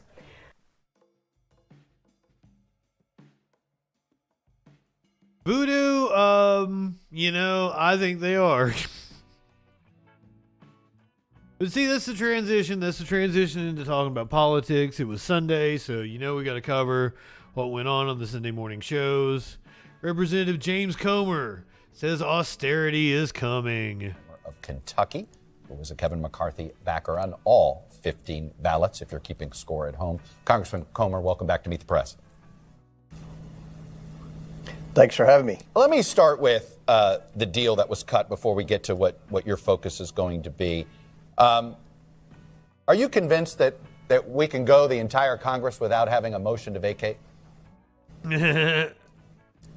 Well, I'm not convinced we can go the entire... The question is how long does it take until we get the motion to vacate? And can Kevin McCarthy outlast this new head of lettuce? New head of lettuce starts today or tomorrow at 8 o'clock whenever they come back in. Can Kevin McCarthy outlast this head of lettuce? Our Congress without having it, but I believe that if that's used, I believe that right now the overwhelming majority, and when I say overwhelming majority, 218 plus Republicans realize Let us pray. He needs a chance to govern, and we're going to give him a chance. So I'm not going to say there won't be one person who tries to abuse that motion, but I'm confident that McCarthy's going to be able to be given the green light to govern and to lead this conference and do the things that we told the American people we were going to do during the midterm elections. The last time you were on, you said a similar thing. You worded it that way about Kevin McCarthy. Hey, I think you got to give him a chance. Many people interpreted that comment as not a robust endorsement of his speakership. It doesn't always sound like a robust endorsement, is it? It is a robust endorsement. Look, I know that people are disappointed. A lot of Republicans, I represent an overwhelmingly Republican district that Trump won by nearly 50 points the first election when he got elected the first time. No. When we went through this with Liz Truss a few months back, I had questions about what was the temperature in the room. The lettuce is going to last longer in a room that's 55 degrees as opposed to a room that's 68 degrees. The humidity in the room is also going to be a factor. They constantly seem disappointed that Republicans aren't able to do the things that Republicans say they're going to do. Like, for example, vote for a term limits bill. That is overwhelmingly popular among conservative voters in America. Republicans always campaign for Congress in two things. They say we're going to pass a term limits bill and we're going to pass a balanced budget amendment. But yet those two votes are neither voted on. So I understand the frustration that a lot of new members, a lot of new conservatives have, and they drew a line in the sand on some of these bills that we always campaign on, but we never seem to vote on. And I'm confident Kevin has heard from. His face is too small for his head, like Charlie Kirk, you say. And I'm confident that we'll do it. Look, it's going to be a tough job. That's why nobody else. Damn, that was perfect. It is a tough job to get to 218, but I believe Kevin's the right guy, and I was proud to not only support him, I nominated him on the House floor for Speaker. I'm curious, those two things you mentioned, those are show votes. They're not going to pass. They have no chance of passing. Some of them might need to be constitutional amendments, and you know how arduous that process is. What's the point of passing a bill Come on, man. that basically you get to put a press release out on, but it doesn't get enacted? A lot of times, as you know, Chuck, you have to take bills through numerous sessions of Congress before they finally become law. More and more candidates will run for the U.S. Senate and claim that they support term limits and they support... Speaking of candidates running for the U.S. Senate, I didn't actually put it in because it didn't fit in with any of the stories, but I just want to point out that it looks like Katie Porter is going to be running for Dianne Feinstein's California Senate seat. So, just a bit of news on a possible Senate run, I think in 2024. Possibly. For the balanced budget amendment, I think you have two coming into the Senate now from the House, Ted Budd and Markwayne Mullin, that would support that. They replace members of the Senate that probably wouldn't have voted for that. Kelly, good evening. Lady B, good evening. To make fundamental change in America. And I've always said from my first campaign for Congress to today that if we want to fundamentally change Congress, the two things that we can do today is pass a term limits bill and pass a balanced budget amendment. Because if there's not a balanced budget amendment, I don't have a lot of confidence that Congress is ever going to balance the budget. I want to ask about the debt ceiling very quickly. Given the fact that in this new rules package, you're going to have separate votes on each appropriations package, isn't that the proper place to have a spending debate, not playing with the full faith and credit of the United States government? Well, look, Congress has been broken. That's what John McCain said during the health care vote when he walked up and he gave a thumbs down. He said, you know, we've got to get back to regular order. Regular order is to pass 12 different appropriations bills. And I think that we've got to have the debate whenever and wherever on the House floor to federal debt. I mean, who's going to pay for all this? And you mentioned in your monologue that didn't think you were going to hear Shakira on this stream, did you? Dispute that. But here's the reason. Democrats unite around spending money. Whenever you have an unlimited amount so do Republicans. Every Democrat, any amount of money, any earmark, any new social program. Brother, I hate to tell you, but in my lifetime, the Republicans have spent way more than the Democrats have. Especially the Democrats. The Democrats actually cut the deficit where the Republicans ballooned the deficit every fucking time. Get on board in the end. You look at the Republicans, we want to actually balance the budget, which means we're going to have to make spending cuts in every area of state government except Social Security and Medicare, and that's a lot tougher job. So it's going to be tougher for Republicans to get to 218, but I believe we will. So I guess I go back to the debt limit. You think that is an appropriate place to use it, even though it has no chance of passing under that using that configuration? I think the American people need to see that there are people in Congress that are serious about the federal debt. I don't think you're serious. That's being passed to our children and grandchildren. It puts America further behind China in the long term. Our debt is one of the biggest challenges we face to national security. So I think that what my dick is one of the biggest challenges we face to national security, sir. And just to say we're going to have spending cuts, I've been in Congress 6 years. And I've yet to see any appropriations committee in either chamber make substantive spending cuts. We've got to get serious about it, and I think this is the proper path moving forward. Let me ask you this: you're going to do in my Pentagon oversight. You're going to have this is Representative James Comer what you're doing, and they see from Kentucky. It looks more partisan. I can say that since I'm from Kentucky. Tell me how you're going to try to departisanize an investigation. Or do you expect it to be partisan? Well, with all due respect, Chuck, I disagree with that. I think the only people that see this as a partisan investigation Comer is a cunt. The media and the hardcore Democrats. Look, at the same moment that the Democrats on the Ways and Means Committee released Donald Trump's taxes, they then, moments later, turned around and said Comer's investigation of the Biden family influence peddling is a revenge hearing. I mean, are you kidding me? Look, a Harvard poll just came out and said 65% of the Americans joshing me, James? That, the contents of Hunter Biden's laptop should be investigated. But let me be clear. We're not investigating Hunter Biden. We're investigating Joe Biden. And I think any American who's kept up with the political process over the past two administrations would agree. We need to know. He does look like a pencil eraser. With respect to foreign adversarial intervention among family members of presidents of the United States. That's something that the Democrats complained about with Kushner, and certainly the Republicans, myself included, have complained about with Hunter Biden and Jim Biden, the president's son and brother. We've got to do something about it. If you didn't like the way the Democrats did it, it sounds like you're going to do it in the same way that they did it. How is it any better? No. No. I totally disagree with that. Adam Schiff always overpromised and underdelivered. He said just last week, releasing Trump's tax returns was going to be a bombshell. I mean, there's no bombshell there. There's nothing there. Anyway, I've served. He didn't pay fucking anything. He's not a billionaire at all. Like, I mean, I guess it depends on what your definition of bombshell is.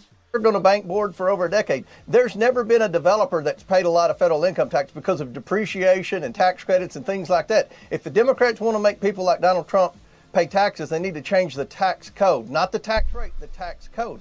Yes, into it. Everything that we have requested, we have evidence to back up. There are emails and text messages that show Hunter Biden complaining about having to spend so much money keeping his dad up. I mean, that's a concern because Hunter Biden's only source of income were from our adversaries in China and Russia for influence peddling. So this is something that we should look into. This isn't political. We want to get worked up. The president truthful when he said he didn't have any knowledge or involvement of his family's shady business dealings. Once we determine that, we'll move on. Well, it does sound personal at that. And we'll see how the year goes on. Congressman Comer, Republican from Kentucky, really appreciate you coming on and sharing your perspective with us. Thank you. His perspective is he really wants to see Hunter Biden's dick. It is all about some Hunter Biden dick fetish. Representative Nancy Mace says she might not sign on to the rules package that was negotiated by Representative Matt Gaetz. We're going to hear from Gaetz after this. Do keep these fuckers in mind. I want to know who the chat thinks is the least likable of all the Republicans we're getting ready to hear from. This is Representative Nancy Mace. Good morning and welcome. Good morning. To the Nation. It was early yesterday morning when Kevin McCarthy finally secured enough Republican votes to give him the gavel. God, it was Saturday morning, wasn't it? I never thought we'd get up here. That latter sentiment was felt by many Americans after watching the proceedings drag on for days. Do you solemnly swear or affirm? Congress was finally sworn in, and they are officially on the job. But the challenge is gavel in at 8 o'clock tomorrow night. McCarthy, who was forced to make concessions to a small group of holdout conservatives in order to win their support. Will he live to regret what he agreed to? We begin with one of the Republican members of Congress who was with Speaker McCarthy on all votes. That's Nancy Mace of South Carolina. Good morning to you, Congresswoman. Welcome back. Good morning. Thank you. Again and again, 14 times, the hard-right faction of your party refused to vote for Kevin McCarthy, even after he was making repeated concessions to them. How can Republicans possibly govern when your party is so unruly? Unruly. Well, first of I all, like I unruly. Say, number one, he's Kevin kicking McCarthy authority in the balls. is the only member that I know of that could bring all the different groups together within our own party, because we do have different factions just like Democrats do, and that's the first thing. And then the second thing is that sometimes democracy is messy. It looked kind of like an unnecessary and prolonged food fight last week, and I agreed with many Americans who thought that. I came home this weekend and listened to folks of all sides. I represent a very purple district. I have all sides to serve, and there was a lot of frustration with the prolonged and unnecessary food fight that we had this week. But you saw democracy on full display, and I think that's healthy to have that kind of debate. I'm glad that it's over and we can move forward. Well, I mean, some would say it wasn't so much democracy as it was dysfunction. The Wall Street Journal editorial page was pretty scathing. It said, "Don't believe the happy talk. This was a healthy display of deliberative democracy." It was a power play. A group of backbenchers It was indeed a power play. Exploit the narrow GOP margin of 5 seats to put themselves in positions of power that they hadn't earned through seniority or influence with colleagues. Yep. If this rule package passes with all the concessions that Speaker McCarthy made, this will leave you beholden, won't it, to those backbenchers? Well, there are a couple of things I want to say on the rules package, the rules that will govern the way the House operates. Nancy Mace gets points for not being Nancy Grace. Like the 72-hour rule, having 3 days to read a bill before it comes to the floor for a vote, having a path to balance the budget over the next 10 years, ensuring that they're spending offsets, especially with mandatory spending. If you're going to increase in one area, then you have to decrease in another. You live but in I will sexual tell you, anarchy? when I ran for Congress 2 years ago, I won by 1 point, and I ran to be a new Nancy in the House. And what I saw last week, a new Nancy in the House, of the 20 who are acting just like the old Nancy, trying to cut backroom deals in private and secret without anyone knowing what else was going on. And when they did the rules package at the end of the day, there was only 1 point that was changed, and that was on the motion to vacate. That was the only difference in the package that we're going to be voting on tomorrow. That was different from the original package that was proposed. So my question really is today is what backroom deals were cut? Did they try to cut? And did they get those? Because we shouldn't be operating like Nancy Pelosi, this small faction. And they're the ones that are saying they were quote, fighting the swamp, but then Want me to yet spin went around? and tried to act like, you know, like they actually are the swamp by trying to do these backroom deals. And we don't know what they got or didn't get. We haven't seen it. We don't have any idea what promises were made or what gentlemen's handshakes were made. We just have no idea at this point. And it does give me quite a bit of heartburn because that's not what we ran on. So, Speaker, it's quite ironic. Well, so you're saying Speaker McCarthy is not being transparent. We're supposed to be woke around here. In order to win, we're supposed to be job. woke. We should not be commenting on this Congress lady's looks. Up yours, woke moralists. We'll see who cancels who. It would be like a Jordan Peterson type thing to do. I'm saying there's a small handful of individuals in that 20 who were trying to cut deals in secret and they not succeed let in anybody doing else that? know about them.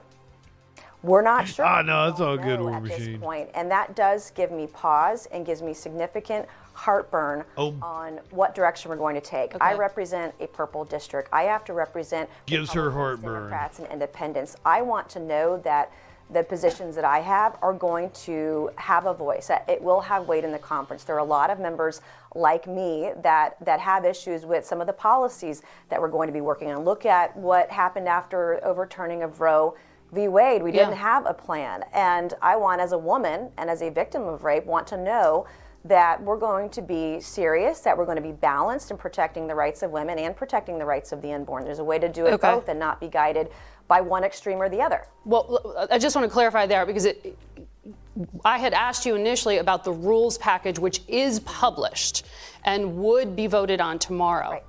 Right. Are you saying that you're going to withhold your vote on those published agreements until you know what these backroom deals were? I am considering that as an option right now. I like the rules package. It is the most open, fair, and fiscally conservative package we've had in 30 years. I support it. But what I don't support is a small number of people trying to get a deal done or deals done for themselves in private, in secret, to get a vote or a vote present. I don't. She's looking at Nancy Mace. That's Mace. what Nancy Pelosi does, and that's not what they should be doing. And so I am on the fence right now about the rules package vote tomorrow for that reason. Got it. It reportedly includes a pledge that would likely require a $75 billion cut to national security funding. Do you support that part of it? I want to see it in writing. I want to see what promises were made, and what we are being told is that these handshakes, what's going on, these promises will go through regular order and go through the regular appropriations process. Tones, good evening. Defense cuts. Again, we don't know what deals were made, and that's something that we should be transparent about. Sunshine is the best medicine. That's what we've always said. So what are we guaranteeing, or what promises were made? We should know. The Speaker has reportedly given the Freedom Caucus, that ultra Freedom Cock faction, a third of the seats on the powerful Rules Committee, which controls which bills make it to the floor. You've called Matt Gaetz, one of its members, a political D-lister and a fraud. You've sparred with Marjorie Taylor Greene. I'll show our viewers part of that and let them interpret your meaning. How are you going to work?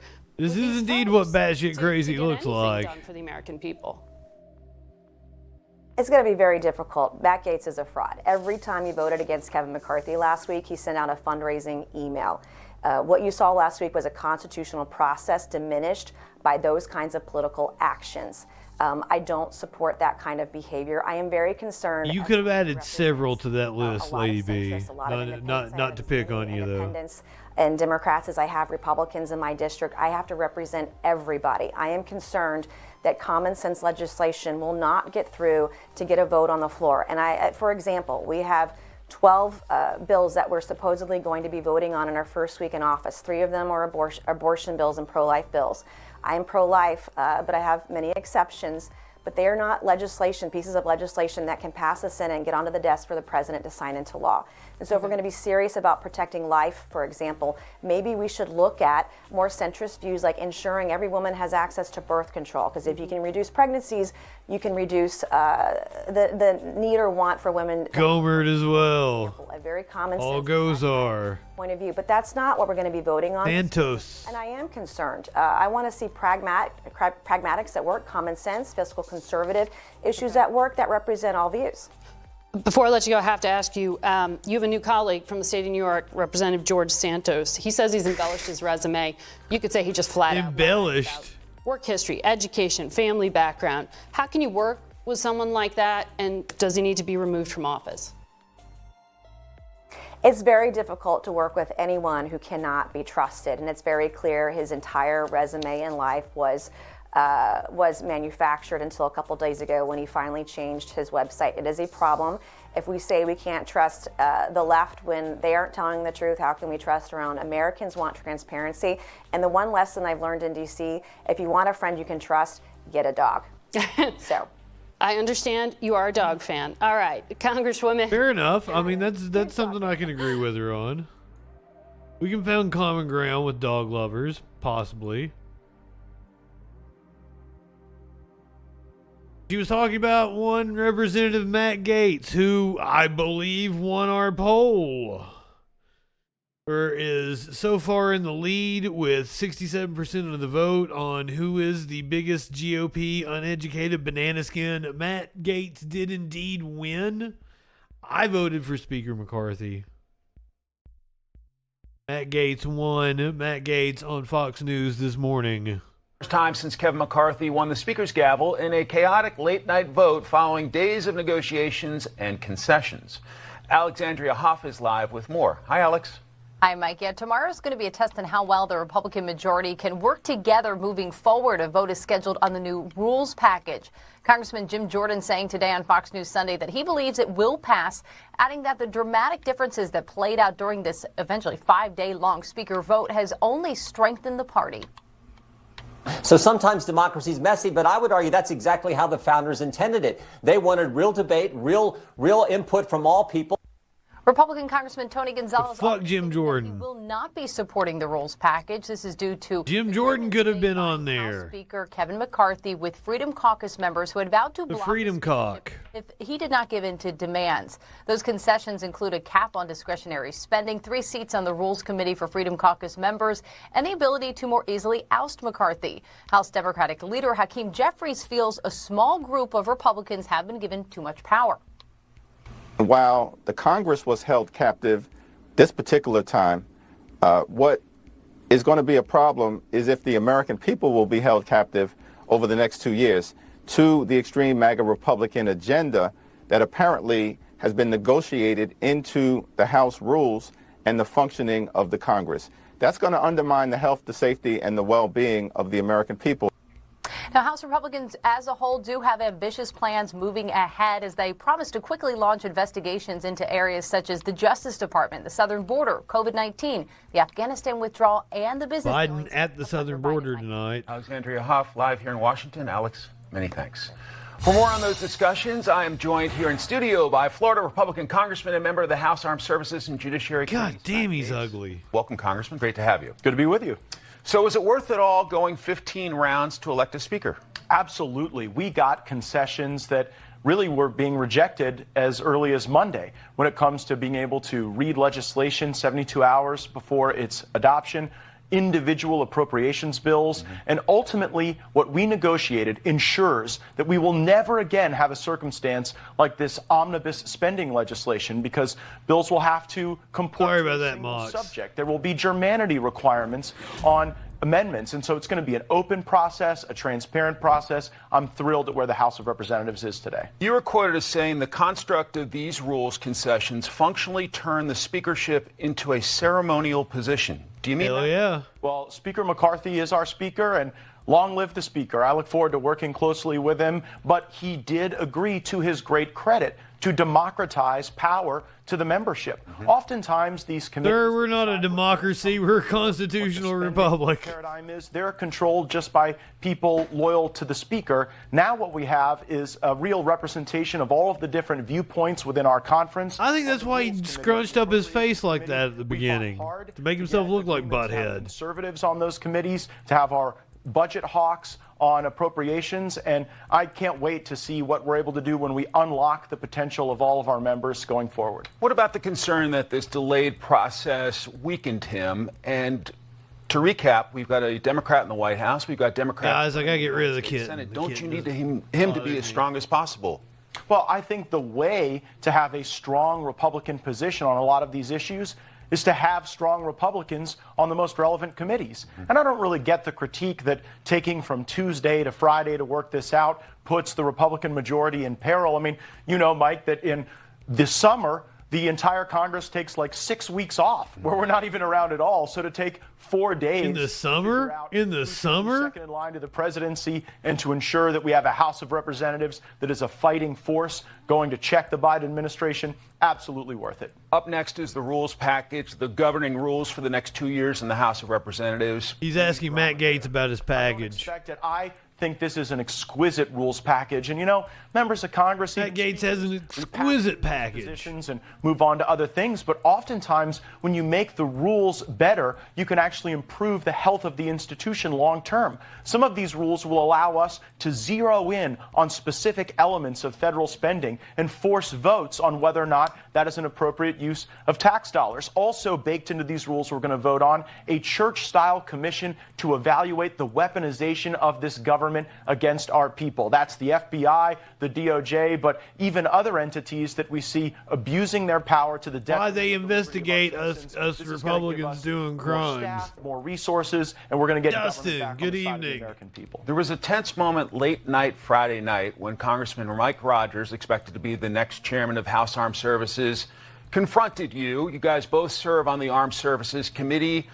What was that all about, and are you guys going to be able to work together on armed services? Well, Mike Rogers is going to be a terrific chairman of the Armed Services Committee, and we share a deep commitment to our national defense, to our men and women in uniform, and of course, in a late-night moment of high drama, people can have moments of frustration. But Mike Rogers and I have a 6-year productive working relationship. We're going to work together wonderfully going forward. And I don't think there should be any punishment or reprisal just because he had an animated moment. He has my forgiveness and certainly is someone who's done great things for our national defense and will continue to do those great things. Yeah, he totally didn't log it in, Mox. Like the fight that you led this week, you've also taken some criticism. Some people saying this is about fundraising, this is about more media appearances. Do you consider yourself a serious legislator? Well, absolutely. I mean, one of the reasons we fought for these rules was to ensure that all members of Congress can get involved in the legislative process at a more granular level. For far too many years, under both Republican and Democrat control, power has been centralized in a select few, and that's not good for the Republic. I am not one that's really dearth for a lot of media appearances. I think I'm someone who appears on your network and others more than any other member of Congress, so it's an odd criticism to say that I'm doing this for media hits when I do a lot of those anyway. And even before this episode, I was one of the top fundraisers in Congress, despite the fact that I'm one of the only Republicans in Congress who doesn't accept any lobbyist money or any political action committee donations, because I believe our politics is most pure when it is funded by the people of our country, not those who are paid to try to influence outcomes. So you're for public financing? Great to have you, and we'll be tracking the 118th. Man, who tells Matt Gaetz it's great to have him? What are you smoking, dude? I want some of it. I was on crack. Right. Well,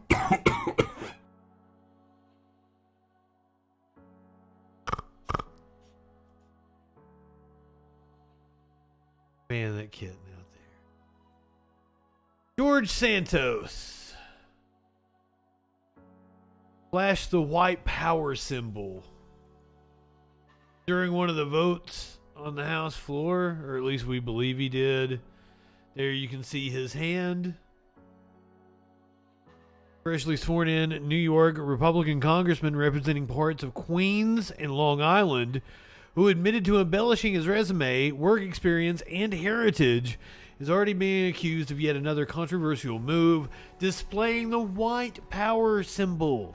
In a now viral photo, Santos is shown with his fingers forming an OK gesture, a symbol that the Anti-Defamation League calls a sincere expression of white supremacy. According to the Southern Poverty Law Center, prominent figures who have used the symbol include Richard Spencer, Milo Yiannopoulos,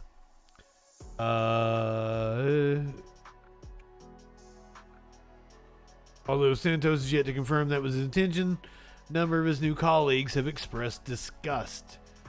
Last night on the House floor, George Santos gave a white supremacist signal We've all been laughing at Santos for lying his way into Congress. This time it ain't funny. He and every other white supremacist in Congress needs to be expelled immediately, tweeted Representative Jamal Bowman. I don't know. Clearly there have been several people that have used this as a troll. Did he do it on purpose? Hey, Justin, are you trolling? Fucking Smokey wants in. I can't leave the door open because then the kitten comes in and attacks my foot. What do you guys think? Is this a... Weird for the dude that said his family fled the Holocaust to make a white supremacist gesture, but right-wingers do it just for trolling purposes, just to create controversy, to signal to other people that they're in the cool kids club. That sort of thing. Former prosecutor is saying that Jim Jordan is going to get smacked down in the courts. Jim Jordan will face smackdown in federal court, Kirshner predicts. Former federal prosecutor Glenn Kirshner thinks that Representative Jim Jordan, an Ohio Republican, may face a smackdown from federal judges if he gets too nosy about ongoing criminal investigations surrounding the Capitol riot. On Saturday, Kirshner tweeted a video of himself explaining his forecast about what he's derisively dubbed the Republican Clown Show. He cited a Politico article that revealed certain GOP representatives are pushing for a subcommittee that would investigate what they call the federal government's weaponization. In addition to reviewing ongoing criminal probes, the proposal would allow the panel broad access to information shared with the House Intelligence Committee. Kirshner appeared floored by the proposal. This is an eye-popping power grab, he said in the video. This is Jim Jordan and whoever else ends up on this committee trying to seize the power to poke their noses under the tent of ongoing criminal investigations at the Department of Justice, investigations of crimes like the insurrection, witness tampering, conspiracy, classified documents, crimes.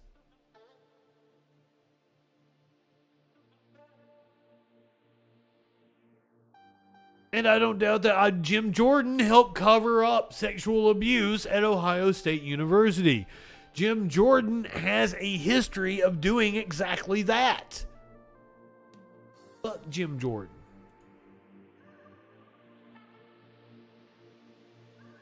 I've got a little scene for you. This person on Twitter thinks that Boebert told Marjorie Taylor Greene, "The fuck out my face."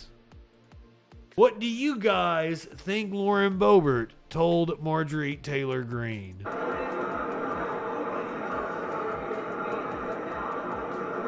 can see MTG sticking her nose in here just a second.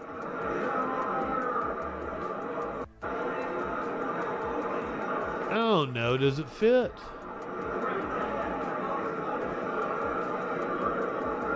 The fuck out my face? I don't know. It does kind of fit. Lauren Boebert is indeed a moron. I mean, there's a whole bunch of morons in this frame right now. Kind of makes her a little cooler if she told MTG, "Get the fuck out my face." Mike Lindell, my friends, is going in on MTG. He represents a growing coalition that is trying to torpedo MTG for some reason. I was on crack. Right. I say let them fight. But to endorse Donald Trump, to encourage him to be the speaker, but it sounds like he's already said he would. You know, right? Yeah, it's the rumor. That's the rumor. Wow, that's and you just think of this. I want you to think of this. Look when Matt Gaetz put this out. Okay, and what, 7 was it, the 7th or 8th vote? Now think of this: if you did it right out of the gate, you got to think of this as marketing, guys. If you did it right out of the gate, it's not going to fly. I think right now it's happening just the way it's going to unfold here. Yeah. Where does this end? It can only end just the way Q said it would. It's not going to be the other way. I'm telling you that. I know these guys. If they have made promises to the grassroots, they've made promises to the people.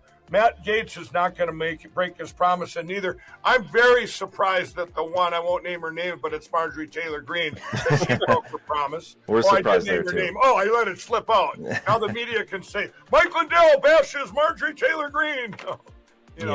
I just think that she, it's her choice, but obviously she was promised something, and I don't know if that promise helps the people. You know what I mean? If it's committees, I'm okay with that. Okay, if it's Marjorie, things happening the way they're happening, it is indeed profound. When Rosendale came up there and was talking about that vote, holding them accountable, making people vote for even these small little single item bills, that's something Marjorie Taylor Greene's been doing for a while. I was telling everybody, Mike, that when I was out at the Moment of Truth in August, I had the opportunity with Jim Hoff to sit down and interview Marjorie Taylor Greene, and we talked about that specific event, holding Congress accountable. And so I know that she has, deep down, she has the accountability, the desire to hold them accountable. So there has to be some reason that she's aligning. Right. And I'm going to give her that. Matt Gaetz is. Matt Gaetz. He might be endorsing. Capital was returning. Oh, Matt Gaetz. To fund the dreams and ambitions. I think they almost came, didn't they? Americans, and the economy was roaring. What a contrast to what we have seen from this administration now. And so I rise to nominate Donald Trump for the position. There we are. He's nominated now, not just voted on. India and at times the left. There were great moments. And he still only got one vote, you embarrassing pieces of shit. Learn to feel embarrassment. Cicero, good evening. They've got it out for MTG, and I don't know why. These are supposedly Trump allies. But they're attacking MTG because she did what Trump wanted the representatives to do. He supported Kevin McCarthy. He told the representatives to support Kevin McCarthy. But here is Ali Alexander. Says he's got some dirt on MTG. This harlot, I will not be taught vows and loyalty, commitment from a whore. You have got me mistaken for some damn fool, and a fool. Buddy, I do not have you mistaken for a fool, and content warning, I didn't know he was going to get this saucy. Calling MTG a harlot and a whore.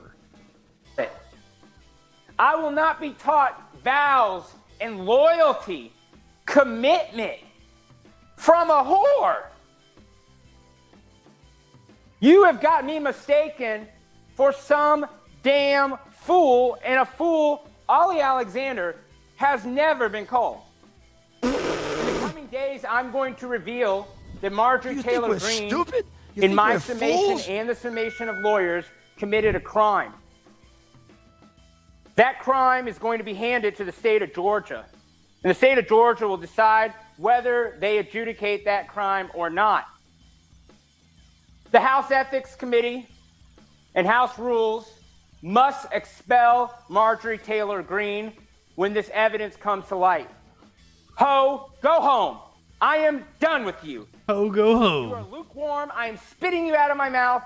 You played me and no more.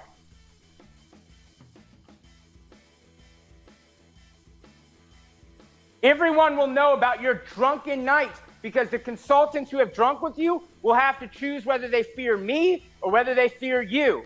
And they fear me, Marge. They fear me a lot more than they fear you. Remember when he talked about how the Jews time travel? Yes, this is Ali Alexander. He was not on camera this time, but that was a picture of him. I don't know if he wasn't made up for the camera or something. He thinks he can time travel as well. So he says he has the goods on Marjorie Taylor Greene having some kind of drunken party. But yet, like, we knew she was a swinger. Like, and that's not a bit, like, that's probably the coolest thing about her. You live in sexual anarchy?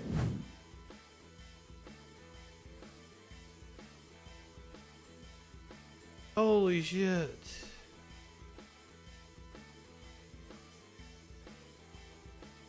A judge has rejected Trump's claim that a lawsuit against him was a witch hunt.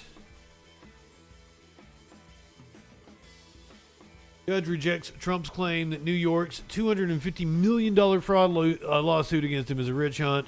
The ruling means that the former president is one step closer to another potential trial.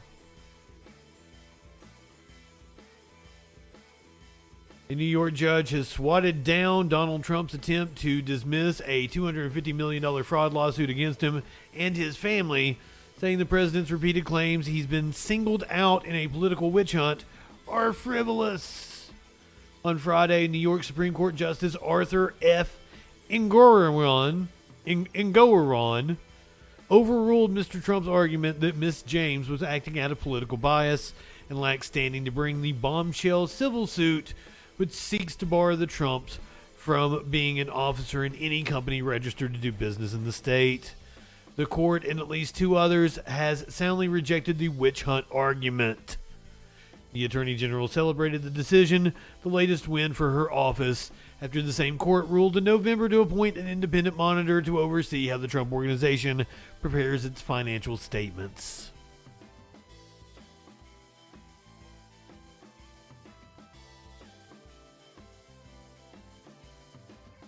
All right, when we come back from the other side of the break, a reporter is claiming that she was let go from her job with public radio after she investigated government officials. Game testers with Microsoft on their way to forming a labor union. New York nurses on the eve of a strike. We're going to update you on the new COVID subvariant. We're going to talk about right-wing conspiracy theories having to do with the vaccine. Kanye has been found. Andrew Tate might be in the hospital. Elon has an offer to buy Twitter. Ron Jeremy has been declared incompetent. And Vince McMahon is back in charge of the WWE. That's the shit we're going to be talking about on the other side of the break here on the Troll Patrol Live. We live in turbulent times. The media is full of deception, conspiracy theories, and fake news. Now, more than ever, it is important to ensure you're getting information from a source that's freaking reliable. I'm Justin Mullins, and this is the Freakin' News. Get a breaking or interesting story with a humorous twist in about a minute weekdays, 8 a.m. Eastern on YouTube, BitChute, Odyssey, and more.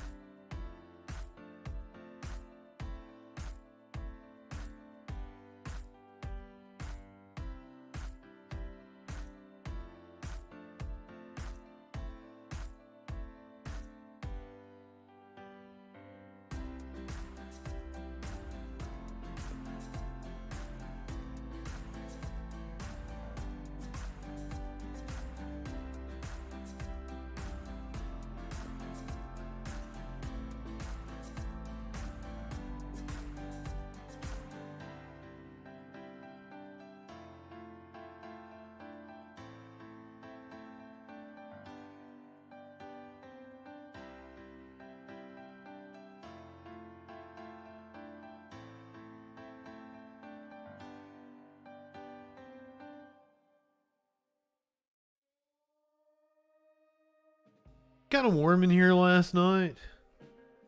So I usually wear pajama pants, right? But like I had like big fluffy pajama pants on. It's kind of warm, so I didn't sleep in them. I took them off, and my dumb ass left them on the floor last night. And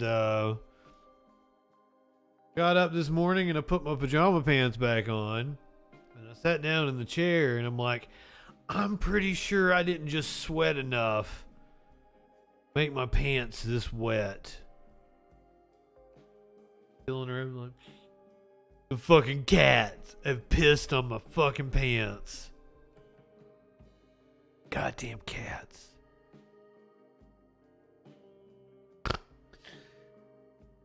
Yeah, I got up like, so like, Curiouser is in her like, you know, work phase right now.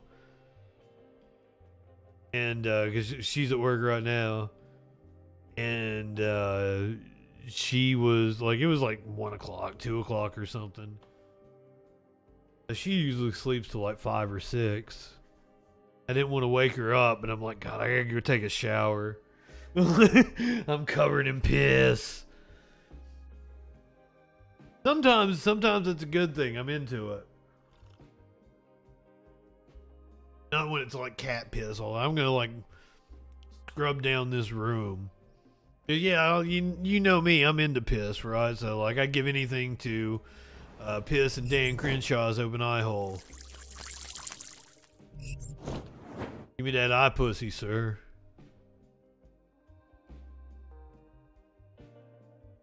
Wonder if Twitch has approved any of my emotes. I've got new emotes pending. I pussy is pending, and they have not approved it yet. They have approved none of them. I got all kinds of new emotes I'm waiting for approval from. But no fucking Twitch. Take forever to approve my emotes.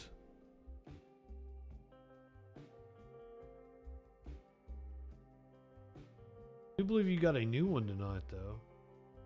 Yeah. Black Block Troll.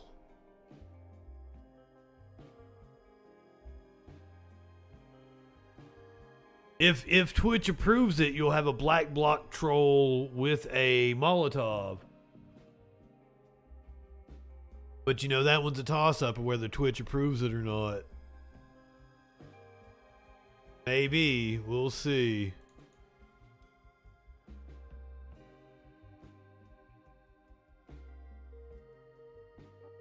I've got several really cool emotes that Twitch will not approve.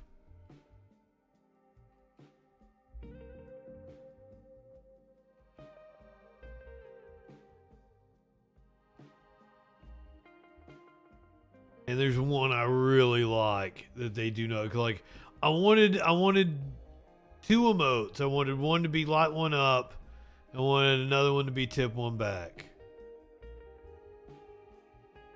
I put it. I don't see. Oh, that might be it. There we go. Yeah. Twitch will not approve this.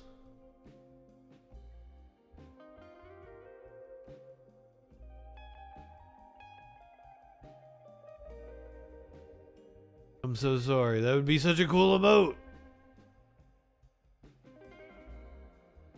Go use that on other channels and shit if Twitch would approve it.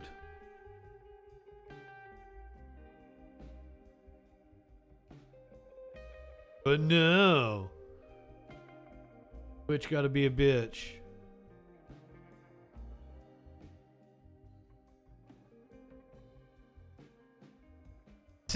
See, those are like, and then like, you know, there's my my troll with the joint in his mouth.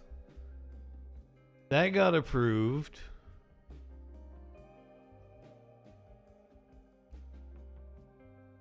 I don't know why Twitch is weird about shit.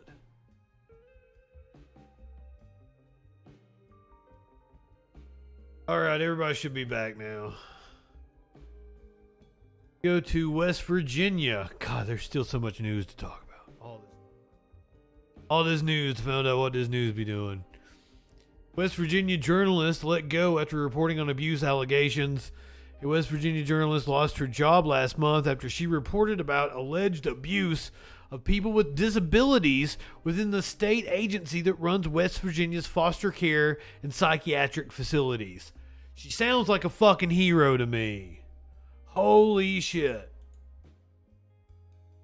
Amelia Farrell Kinsley, a reporter at West Virginia Public Broadcasting, said she was told to stop reporting on the Department of Health and Human Resources after leaders of the embattled agency threatened to discredit the publicly funded television and radio network. She later learned her part-time position was being eliminated. In a statement, Kinsley said her news director told her the order came from WVPB Executive Director Butch Antolini, former communications director for Republican Governor Jim Justice. Antolini has served as executive director since 2021, when his predecessor was ousted after Justice overhauled the agency's governing board. Justice has tried unsuccessfully to eliminate state funding for WVPB in the past and was accused of appointing partisan operatives to the board. WVPB receives around $4 million a year in state funding. Antolini declined to comment, but other officials denied any effort to influence coverage. West Virginia Educational Broadcasting Authority Chairman William H. File III said Antolini told the board he was not coerced or pressured by anyone. File said in a statement that Kinsley was never fired and remains on the WVPB payroll, though she said her door key and email were deactivated.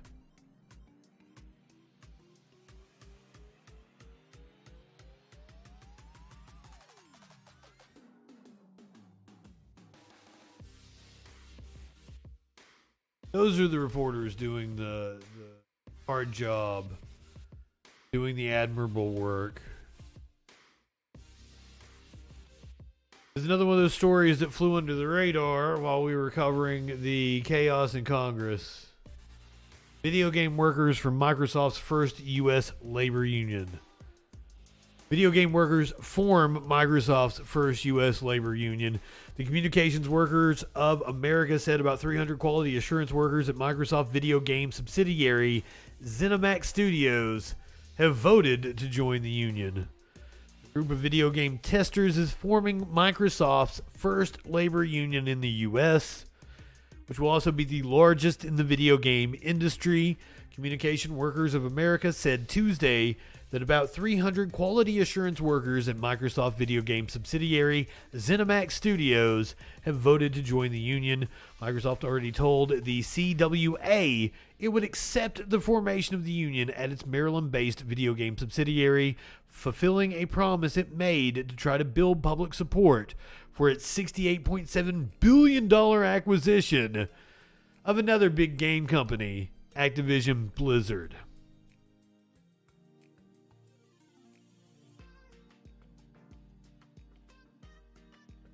Microsoft bought ZeniMax for $7.5 billion in 2021, giving the Xbox maker control of ZeniMax's well-known game publishing division, Bethesda Softworks, and popular game franchises such as The Elder Scrolls, Doom, and Fallout.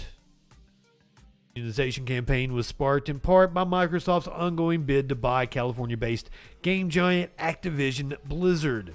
Microsoft, which is based in Redmond, Washington, made a June pact with the CWA union to stay neutral if Activision Blizzard workers sought to form a union. Microsoft's legally binding agreement specifically applied to Activision Blizzard workers after closing of the merger, but it also reflects Microsoft's broader principles on handling unionization, which is still uncommon in tech and gaming industries.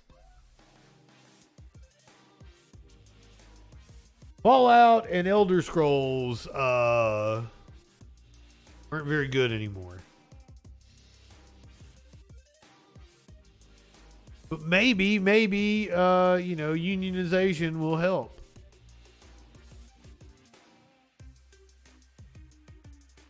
I bet QA people get worked. I bet they... What do they call that in gaming? Crunch? When you're like getting down to the wire when a game's getting ready to be released.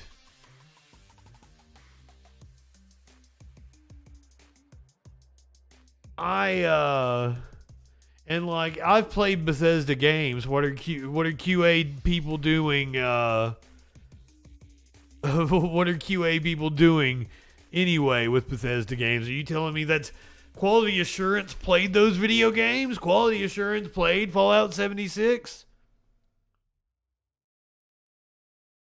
Quality Assurance played Fallout 4? Are you kidding me? Come on, man. Come on, man. Come on, man. I'm just saying, I've played those fucking games. They are buggy as like bugs in Bethesda games just come with the fucking territory. You have to accept it. But good on them for unionizing.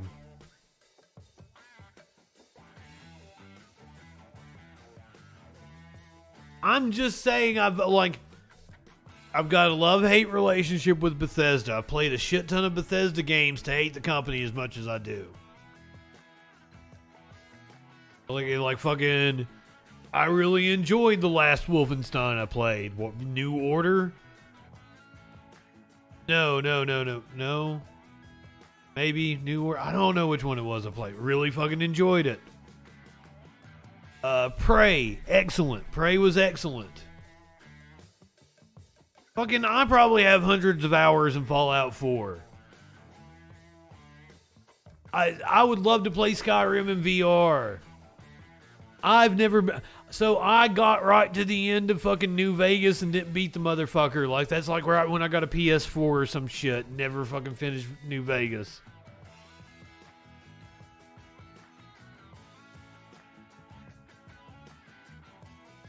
I enjoyed New Vegas. Loved New Vegas so much. I played fucking Outer Worlds. That's the game developer that made Outer Worlds, and I fucking loved that game, and I beat the shit out of it.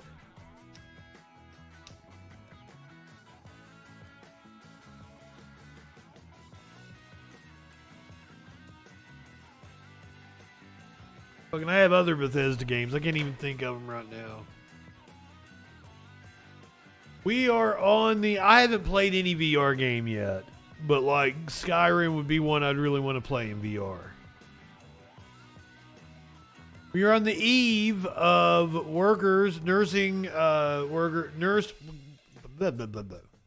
nurses in New York possibly going on strike. Several New York City hospitals are bracing themselves as thousands of nurses threaten to walk off the job less than 24 hours from now. Good on them. Without a contract agreement, a strike will take place tomorrow morning and would have a major impact on patient care. CBS 2's Christina Fan joins us live from the Upper East Side with the latest on the negotiation. I wish one of my other new emotes was already approved. My Marks emote. That would be perfect for this story right here. Christina. Good morning, Andrea. I like to play Resident Evil was made Saturday when 7 VR as well. That'd be fun. A deal with the nurses union, but 3 hospitals still have not yet reached an agreement, including Mount Sinai behind us, with less than 24 hours to go.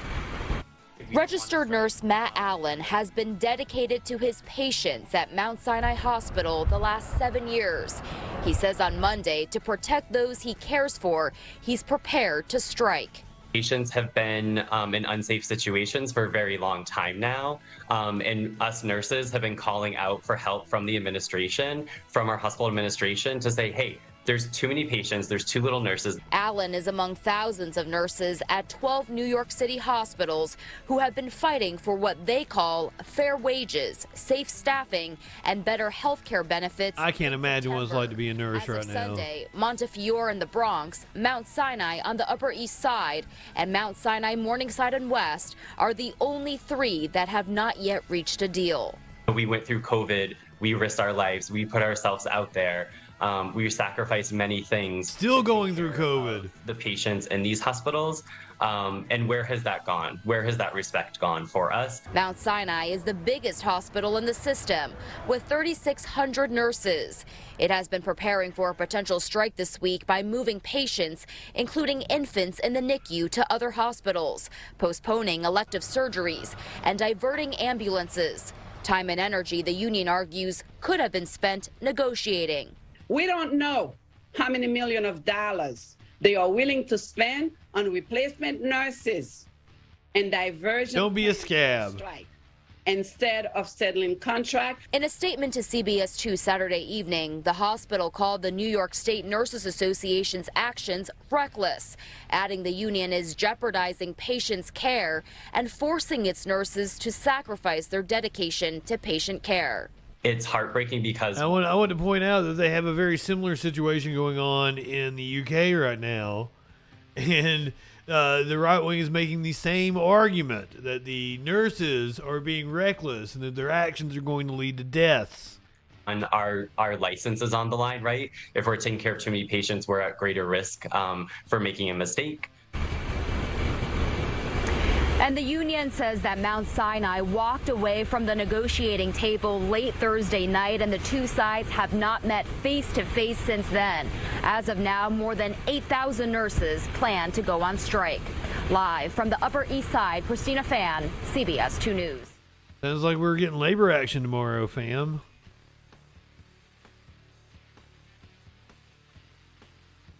We support our brothers, sisters, non-binary. Taking collective action. Lift a fist for them. If you're in the area, go give them coffee or pizza or some shit. If they're forming a picket line. China completely reopens its borders. We're gonna like this plays into the whole nursing thing, right? With another wave of COVID possibly on its way, and China really throwing a wild card out there for us. First time since March 2020, China has lifted pandemic restrictions on foreign travel and reopened its borders to international visitors. The easing of restrictions marks the final unravelling of the country's controversial zero COVID policy. For the past few years, it's shielded China's 1.4 billion people from the virus, but also cut them off from the rest of the world. Now, incoming travellers will no longer need to quarantine, only provide a negative PCR test taken within the previous 48 hours. At Beijing Capital International Airport, long-awaited reunions at the arrivals hall that would have been impossible just a day ago are finally a reality. Our daughter is coming in today because there's no... They are seeing surges. So we're just thrilled that China has... It is ripping through their population at the moment. And that's why she chose this flight for today, because it's the first day when people can just come right off the airplane and go home. Investors hope the reopening will reinvigorate a $17 trillion economy, suffering its there's the reason. Half a century. The border opening comes ahead of the start of the Lunar New Year, which was, pre-pandemic, the biggest annual migration in the world. Some 2 billion trips are expected this season, nearly double last year's movement. But the abrupt policy reversal has triggered a massive wave of infections that is overwhelming some hospitals and causing business disruptions. Several governments, worried about China's current COVID spike, have imposed restrictions on outbound travellers. The easing of restrictions comes after historic protests against China's COVID policy that saw frequent testing, curbs on movement, and mass lockdowns that heavily damaged the world's second biggest economy. Oof.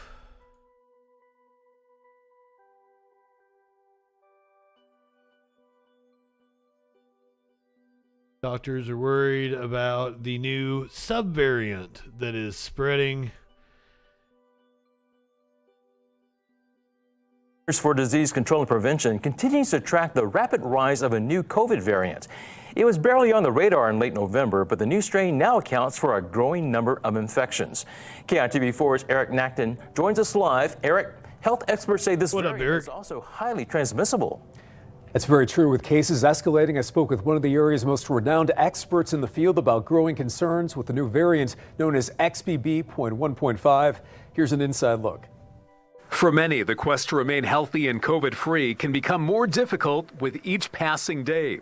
Higher concentrations of the virus that cause COVID-19 are on the rise, and that includes the arrival of the XBB.1.5 subvariant. Right now, the biggest thing we're worried about is how rapidly XBB 1.5 is spreading. Now, we have the Omicron variants, which everyone knows last year were very serious, and they spread very quickly. Well, XBB, I don't know that we'd have that data yet, Dustin. 80% more transmissible than the highest Omicron variant. It's holy shit. Recombinant variation of 2 XBB2, so it's still in that family, and yet it is taking off. Dr. Scott Miskovich is based on Oahu and remains one of the foremost authorities on COVID. We are seeing that there is some coverage if you've had the bivalent, because remember that new vaccination has the Omicron variant built into it to help cover. When it comes to contracting COVID XBB.1.5. There you have it. There is some protection from the bivalent booster. Permanent brain issues could be an issue. We have new symptoms, like, for example, everybody has heard of brain fog. We all know of fatigue and shortness of breath. Those are the big three. Well, we are now starting to caveat brain fog is brain damage. It has permanent findings when we're looking at the autopsy findings of these brains where there's permanent changes that are occurring. So this is serious. And many experts also report the rate at which the coronavirus is being detected in wastewater has tripled or quadrupled in many parts of the U.S. in recent weeks. Eric Nacton, KITV4, Island News. Homozygote is a fantastic source of information on COVID. Who is not a good source of information is any fucking right-winger that you see on Twitter or YouTube. Do not listen to anything they're saying. They have ran with this story about a 16-year-old student in Las Vegas dying. I believe it was some kind of flag football game.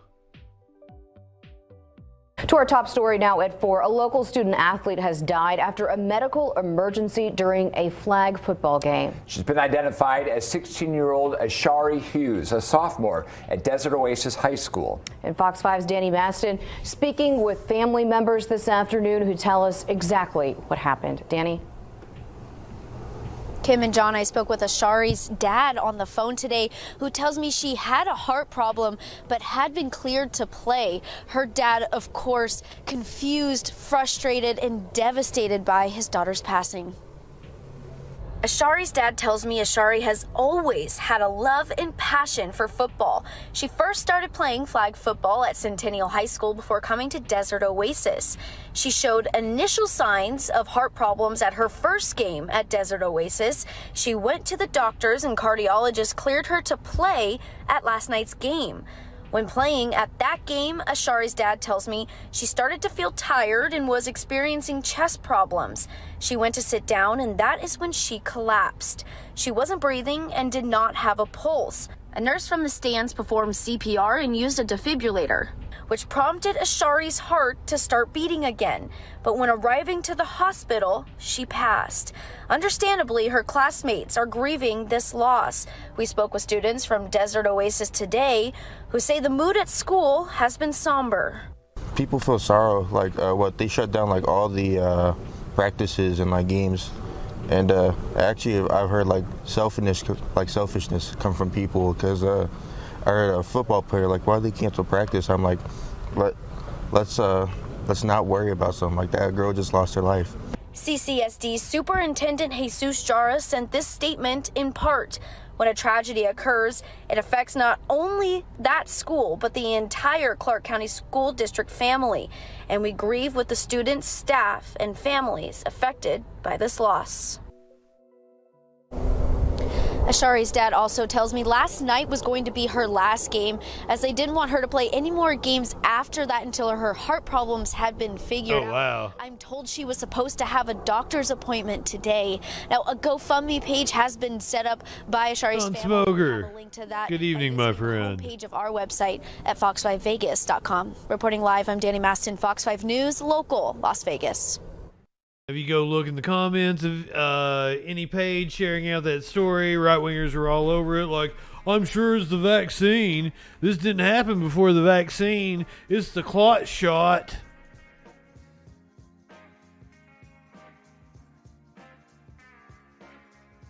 It's more common than you would think. Go to the Mayo Clinic. Sudden death in young people, heart problems often to blame. Sudden death in young people is rare, but those at risk can take precautions.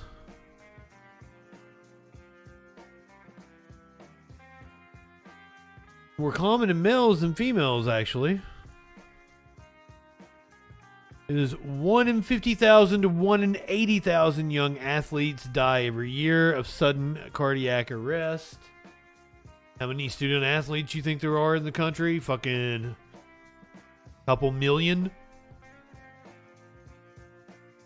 So you're liable to have a handful die every year, a couple handfuls die every year, just based on the statistics.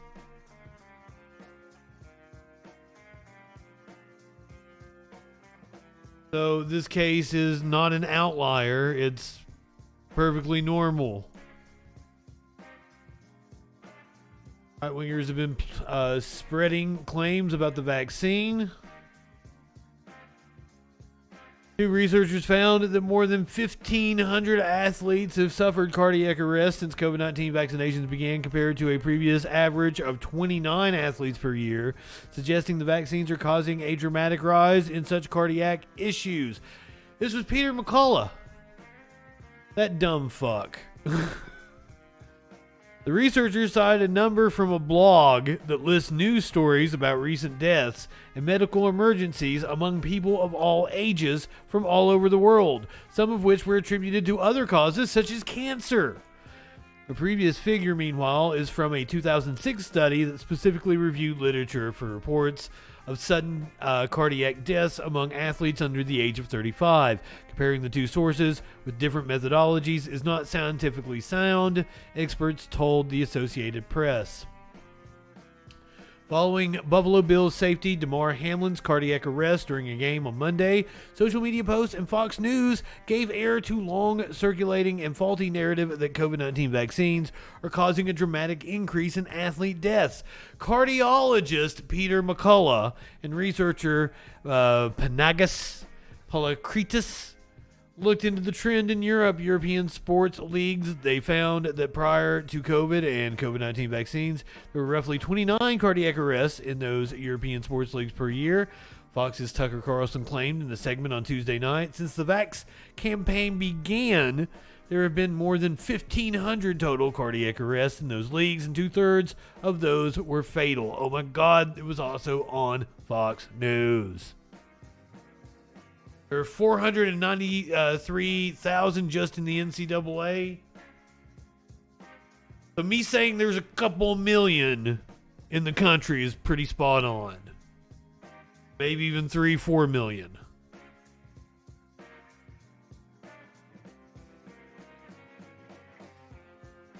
For example, the list includes a 71-year-old woman who died at home in Canada in December, even while acknowledging her cause of death was not known, and that her obituary suggested donations to a cancer charity. I had multiple people cite this very thing, this blog post by McCullough, as a peer-reviewed study. Something like 52% of all students are athletes. God damn. And 1 in 50,000 is gonna die from heart issues in a year.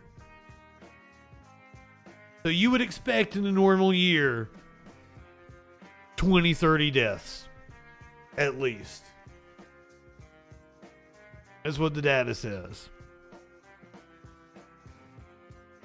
Right-wingers are morons. I'm telling you, you can see it all over social media. They're like, this wasn't happening a few years ago. Athletes weren't dropping dead like this. No, they absolutely were.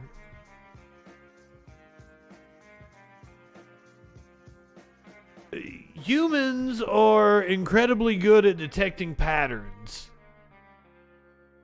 So good at detecting patterns that we detect them even where patterns don't exist. And we're also really bad at dealing with probability. So that is one of the reasons why you see people cherry pick stories. They're putting more emphasis, like, it was always explained to me like this in philosophy class. You know how you have one of those instances where you're thinking to somebody and then the phone rings and it's them. I mean, as if anybody answers the phone anymore. But I was in college like 10, 15 years ago. You're thinking to somebody and they text you. And you're like, oh, god damn, I was just thinking about them. Well, yeah, here's the thing is like, there's only a handful of people in your life that you're likely to be thinking about. That same handful of people are the handful of people that are likely to be sending you a message or giving you a call.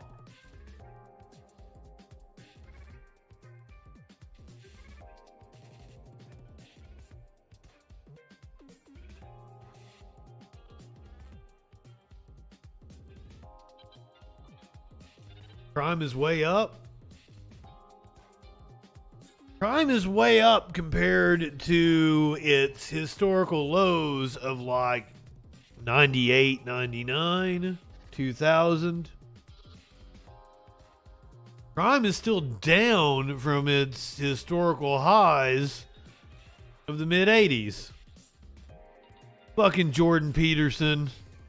Up yours, woke moralists. We'll see who cancels who.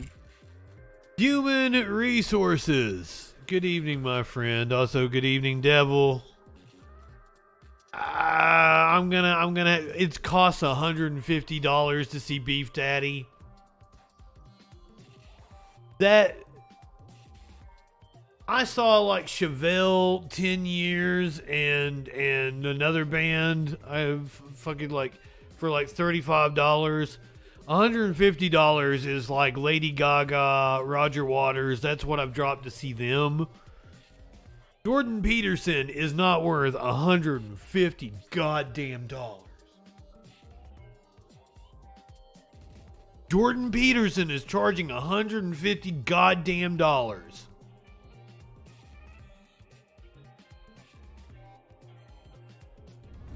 Do you think we're stupid? You think we're fools?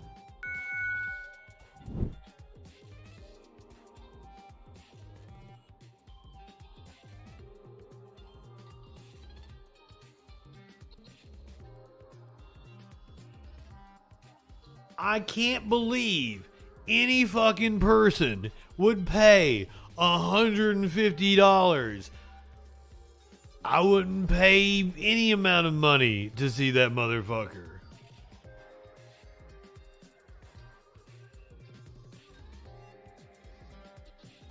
God damn.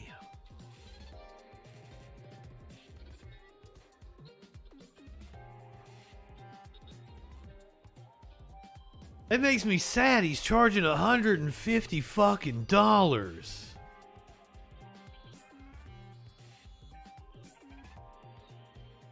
How long can you run that grift? Like, surely there is not that many suckers out there that are gonna pay that money to see him. You'd have to pay me $150 to see that motherfucker.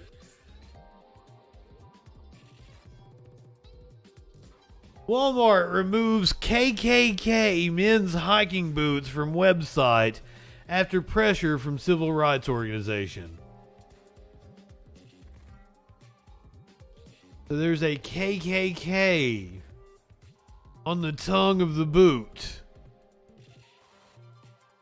It is the Harsuni men's tactical military hike. weird that it would be geared towards military men. Walmart has removed an online listing for a pair of men's hiking boots with KKK emblazoned on the tongue. The retailer dropped the shoes from its website after it was flagged by the Council on American Islamic Relations, a grassroots civil rights and advocacy group. I fucked that up. Advocacy group. A spokesman for CAIR told Insider the organization contacted Walmart's corporate offices to respectfully ask that they be removed. Walmart did not immediately respond to Insider's request for comment. The boots listed as Horseny,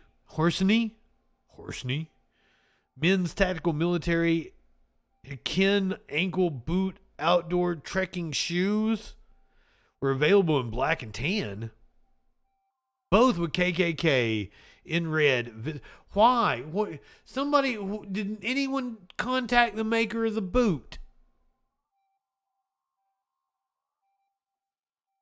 Did anyone contact the maker of the boot? Why does the boot have KKK on it? What?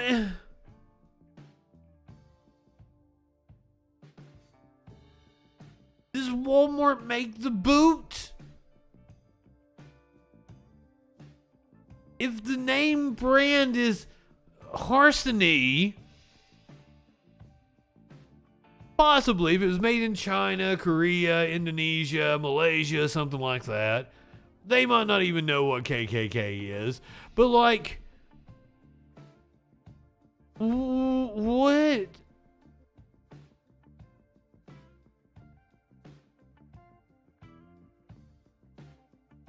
Speaking of KKK, they found Kanye West. Apparently he wasn't even missing. He was just ducking, trying to be served. Kanye West became a trending topic on Sunday after surfacing at a church over the weekend. The controversial superstar had been missing for several weeks. With many concerned about his whereabouts, the rumor started last month after his former business manager, Thomas St. John, claimed he couldn't find him. He was trying to serve him with a lawsuit. The person who spotted Kanye West at the church was able to capture a snap of him. Go to Twitter.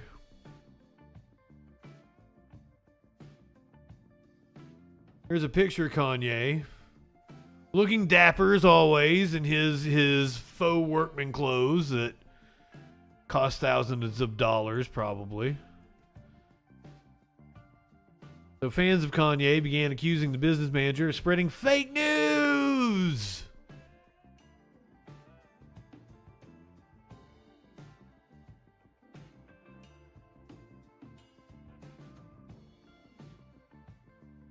I've been accused of spreading fake news about Andrew Tate.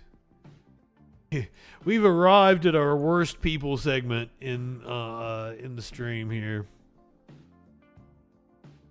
Andrew Tate,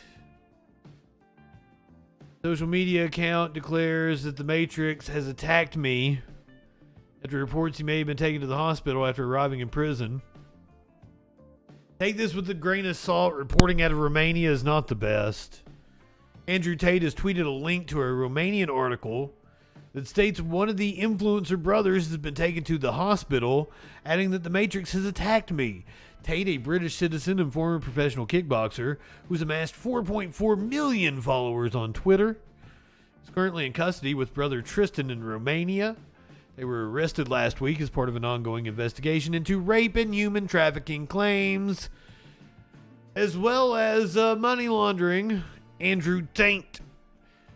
Tate today shared a link to a Romanian news website, Spy News, which is reporting that one of the brothers was taken to the hospital following a routine medical check in custody. Here's video. We watched this the other day. Him in the back of the paddy wagon.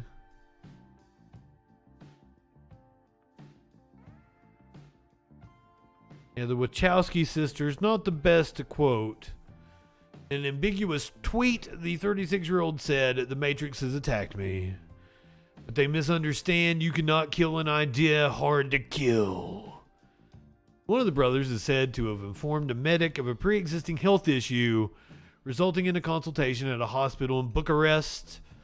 They are now back in a detention center, the website reports. It comes after 4 more luxury vehicles were seized as part of the investigation into the social media personality earlier in the week. I also have another little tidbit, but once again, this is kind of hearsay. Take it with a grain of salt. This Romanian news website, I don't know how reputable they are. They took the Bugatti. According to a Romanian news source, Andrew Tate is caught on a wiretap admitting to his crimes. So this was apparently translated by Google Translate. New information is emerging from the case in which millionaire brothers Andrew and Tristan Tate were arrested for human trafficking. The 2 influencers would have forced their victims to tattoo themselves with their names. The security employees would have always stood with guns in sight to intimidate the women. In transcripts, Andrew Tate tells how he used women to launder money. The news about the arrest of the Tate brothers also reached Afghanistan. The Taliban are demanding their release because apparently Andrew converted to Islam in 2021, and as I understand it, he was just fucking around.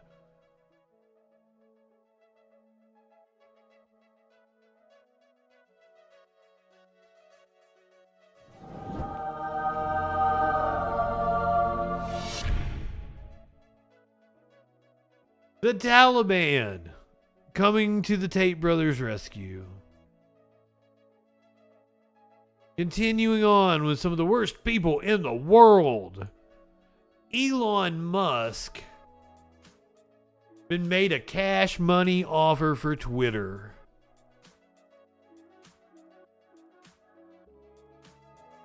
Leonidas Razzini sent Elon Musk an offer letter to buy Twitter for $14.26 billion in cash, including a $1 billion down payment.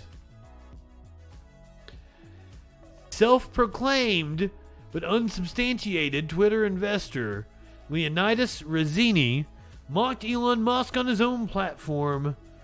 Razzini offered to buy Twitter for $30 billion less than what Musk paid for the social media platform in October. But hey, you got the money, man. The potential Twitter troll who mocked Musk before backed his claim with a very familiar sounding letter of intent and a video. Before you acquired Twitter, I had invested in Twitter as I believed in its potential to be the platform for free speech, and I believe free speech is a societal imperative for a functioning democracy. However, since you acquired Twitter, you have not kept your promise of free speech, and Twitter has become a breeding ground for online hate and terrorism. I now realize the company will neither thrive nor serve this societal imperative in its current form under its current owner. Sound a little familiar to you? As a result, I'm offering to buy 100% of Twitter for $18.53 per share in cash, $14.26 billion, as I do not consider the current valuation of $41.09 billion to be accurate. My offer is my best and final offer, and if it is not accepted, I would need to reconsider my position as a shareholder and inform my fund to withdraw my investment. Twitter has super extraordinary potential. I am the right one to unlock it.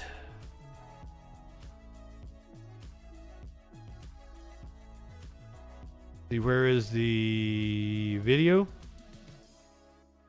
The offer has been sent to Elon Musk and his family office manager. They can either consider or reject.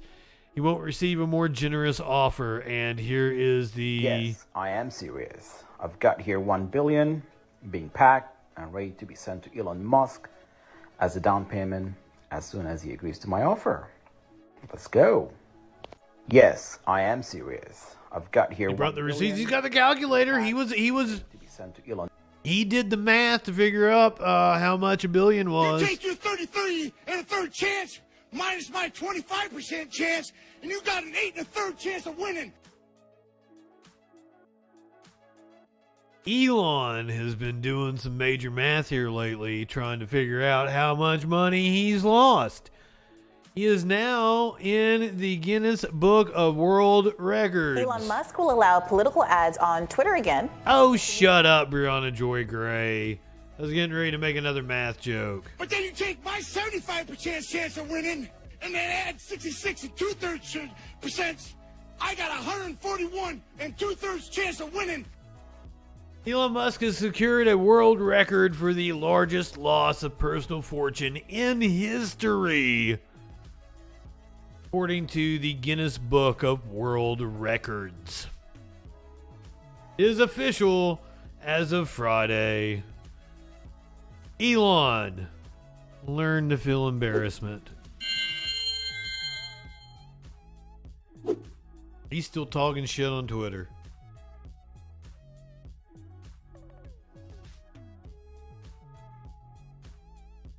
Continuing on with our worst people in the world. Content warning on this one. I guess probably content warning on all these shits. Just content warning the whole fucking show, motherfuckers. Which, I mean, we do indeed start with a content warning. Let that sink in. Porn star Ron Jeremy, who is 69 years old. Nice.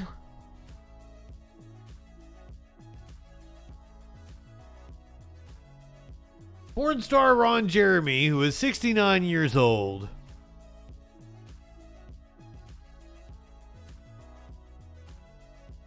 be declared incompetent in his rape trial due to his severe dementia.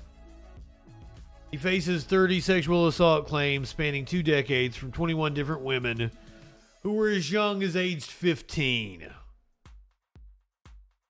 Former adult entertainer was indicted on 30 counts of sexual abuse with victims who were as young as 15 years old. Mental health experts called on by prosecutors and Jeremy's defense team have determined he suffers from severe dementia and most likely won't stand trial. Being held on a $6.6 million bail at the Twin Towers Correctional Facility in Los Angeles County since his arrest in June of 2020. I was wondering if that was quite possibly a result of syphilis.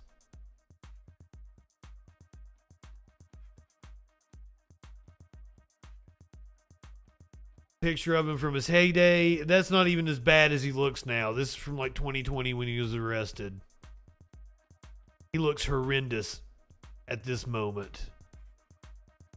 Here's a video from one of his court appearances, which still is from a while back. Must have declined severely in just the last year or two. Did I save this picture?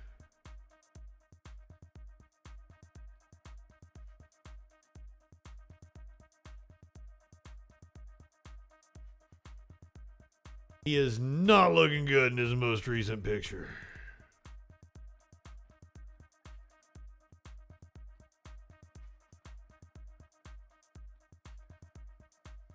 That is what Ron Jeremy currently looks like.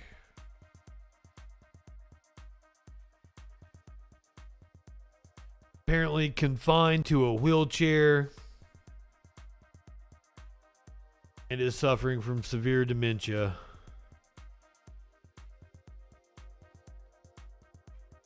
Sad that he's not going to get to stand trial for his crimes. Sad that he got away with it for as long as he did.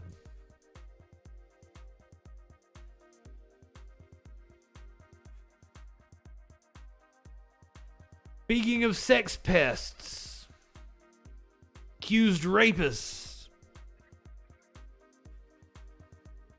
Vince McMahon is back at WWE. Also, once again, causing me to eat my words, something I didn't think was going to happen. Apparently, he is returned to quote unquote ensure a smooth sale process. Vince McMahon has rejoined the WWE board on Friday to begin a potential sale process for his company. WWE has hired JP Morgan to advise on the sale. Legacy Media, streaming giants, and entertainment holding companies could all end up submitting bids to buy WWE. Deal would likely happen before mid-year, when TV rights renewal deal negotiations will also take place. That is not what Vince McMahon looks like currently. Also, looks more like that. A very weird-looking old dude. This is a more recent photo of Vince McMahon. Apparently, this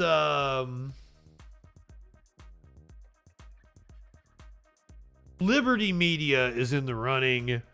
Whatever the company that bought UFC is in the running. Saudi Arabia is in the running. NBC Universal is in the running. Vince McMahon has returned to WWE Board of Directors to facilitate potential sale talks ahead of the company's media rights renewal. Owning IP allows streaming services to exclusively offer content without the annoyance of winning licensing rights in an auction every few years. WWE also has value to offer in merchandising and theme park businesses.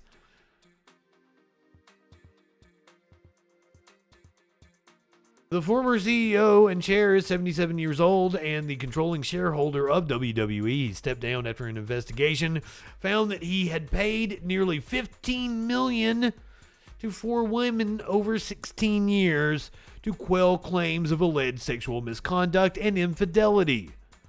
Returning to the board will give potential buyers confidence he's supportive of the details of any transaction. Now, apparently, there are other allegations against Vince that have yet to come to light. McMahon's return doesn't affect current leadership. McMahon's daughter, Stephanie, and former CAA agent Nick Khan are the co-CEOs, but it remains unclear what type of role, if any, McMahon would want if WWE is sold. So here are the potential buyers. Comcast, which owns NBC Universal, is a potential fit as a buyer for WWE. McMahon's company already has an exclusive streaming deal with Comcast's streaming service, Peacock, and a cable TV deal with NBC Universal's USA Network. Fox seems less likely than Comcast to pull off a deal for WWE, given its significantly smaller balance sheet. Still, Fox has an existing linear TV deal with WWE for Friday Night SmackDown. The company may feel the time is right to increase scale given its News Corp merger ambitions. Fox sold off most of its entertainment assets in a $71 billion sale to Disney in 2019, but WWE fits with the smaller company's sports and live event focus. Disney. Returning CEO Bob Iger may want to make a splashy acquisition if he retakes the throne at Disney. WWE fits Disney in the same way that it fits Comcast. It would bolster Disney's streaming ambitions, perhaps on ESPN+. It would support their linear network business, and it would add some heft to merchandising and theme park business. Comcast didn't want Disney walking away with Fox in 2019 and drove up the price by tens of millions by topping Iger's initial bid. Warner Brothers Discovery. CEO David Zaslav has spent the beginning of his tenure over the merged Warner Media and Discovery, cutting costs to better position his company for the future. Spending billions on an acquisition at this stage may run counter to his strategy, especially when it's unclear where live sports fits in the company's broader portfolio of assets. Still, Zaslav has said both publicly and privately that while he's not interested in renting sports rights, he would be interested in deals that give the company ownership over IP. This would be an interesting deal since rival wrestling league AEW currently has a traditional carriage rights deal with Warner Brothers that expires this year. Netflix has long shied away from sports and other live events, but it's recently become open to the idea of owning a league outright or taking an ownership stake. Owning a sports league would give Netflix the ability to create video games and spin-off series without friction. Netflix found success in its Formula One Drive to Survive documentary series, giving co-CEO Reed Hastings faith that certain sports properties will resonate with Netflix's huge global audience. Hiring WWE or another sports league would be a path towards offering live entertainment without renting content. Amazon is perennially around the hoop when it comes to acquiring sports content, from spending $1 billion per year on Thursday Night Football to streaming Major League Baseball games to exclusively broadcasting a bunch of Premier League soccer games. Lord Locke, good evening. Amazon could bolster Prime Video with live matches and WWE's library of content while easily boosting merchandising opportunities through its gigantic e-commerce business. Unlike Apple Plus, which is also interested in sports rights but has almost no history of doing multi-billion-dollar acquisitions, Amazon spent $8.4 billion on MGM and $13.7 billion for Whole Foods. Endeavor Group Holdings, run by super agent Ari Emanuel, could add WWE to its stable of assets after agreeing to buy 100% of UFC in 2021. What's up, Phoebe? Liberty Media. While Endeavor owns UFC, Liberty's Formula One group owns Formula One. John Malone, Liberty's controlling shareholder, and CEO Greg Maffei, along with Formula One CEO Stefano Domenicali, have figured out how to globally market the car racing league, including cracking American culture after decades of obscurity. Malone and Maffei have extensive track records at maximizing media valuations and acquiring media assets for less than $10 billion. So do we have a Jim Cramer on this? Oh, that's his take on Disney. I'll pass. I think the most likely scenario at this point in time, though who knows what the fuck is going to happen now that Vince McMahon has stepped back into the picture. With McMahon wanting to take control of his company again, it seems like Liberty Media or the Endeavor Group that owns UFC taking it private and allowing Vince McMahon to continue to be the CEO would probably be the best bet, because if it goes to NBC, if it goes to Disney, if it goes to Fox, Vince McMahon will not be in charge of it anymore. UFC had that deal where, it got took over by the company, but Dana White was still in charge of it.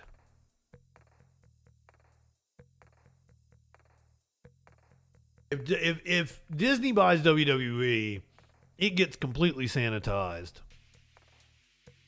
And I don't know what happens to WWE's legacy. How do you do specials and documentaries and shit about the Attitude Era when you're Disney? But then again, they have other media umbrellas, like the streaming rights are on ESPN and shit.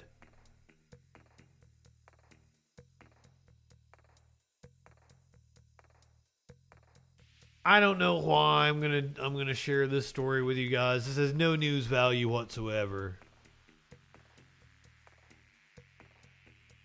This is just my friends from back home where I'm from have been talking about this. So there's an interesting little tidbit here. Let's Just could be filing Thank you. New tonight at 11. Police say charges could be filed after video showing sexual acts outside a Grundy, Virginia gas station went viral. The Buchanan County Sheriff's Office said it's actively investigating what happened at the Double Quick in Grundy, Virginia. That's in Buchanan County. Late tonight, the Buchanan County Commonwealth's attorney told us the video showed two people engaged in sex. Grundy police say charges are pending the outcome of the investigation. The Buchanan County Sheriff's Office is also involved and said their office has gotten several calls about live the in video sexual that happened anarchy? New Year's Day. Now, why might I want to show this to you? I found the video, and the dude's kind of a character. That's why I want to show it to you. There have been a whole bunch of memes that this has spawned. It was apparently a TikTok video that went viral. Oh yeah! Oh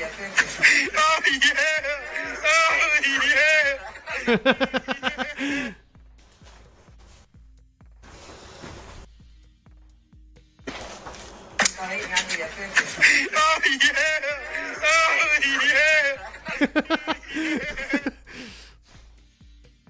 Sudden Apollo, good evening. Now, once again, there's still nothing newsworthy about any of this. But the dude denies it. Apparently the dude that is in the video is denying it's him in the video. He says it's fake news. I'm sorry to fucking expose your kids here on my stream. Whatever you hear about me, please believe it. I no longer have time to explain myself. You can also add some if you want. This is Isaiah here. So here's it. He looks like a real charmer. His response to it is, "It's not me. I dated a video editor and we split, and this was the result. Or revenge, I don't know. But it's not me. Where's my tattoo?" Mother, your tattoo? What part of the dude in the video has no exposed skin? So glad y'all having fun with it. I was laughing at first, but I'd a damn sure but little more work in it. It made a movie if it was me. Have a good day, folks. Y'all got no life to be fucking with me like this. It's got 151.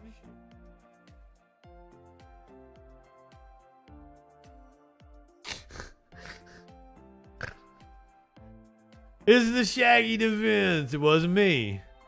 But shot me in the shower. It wasn't me.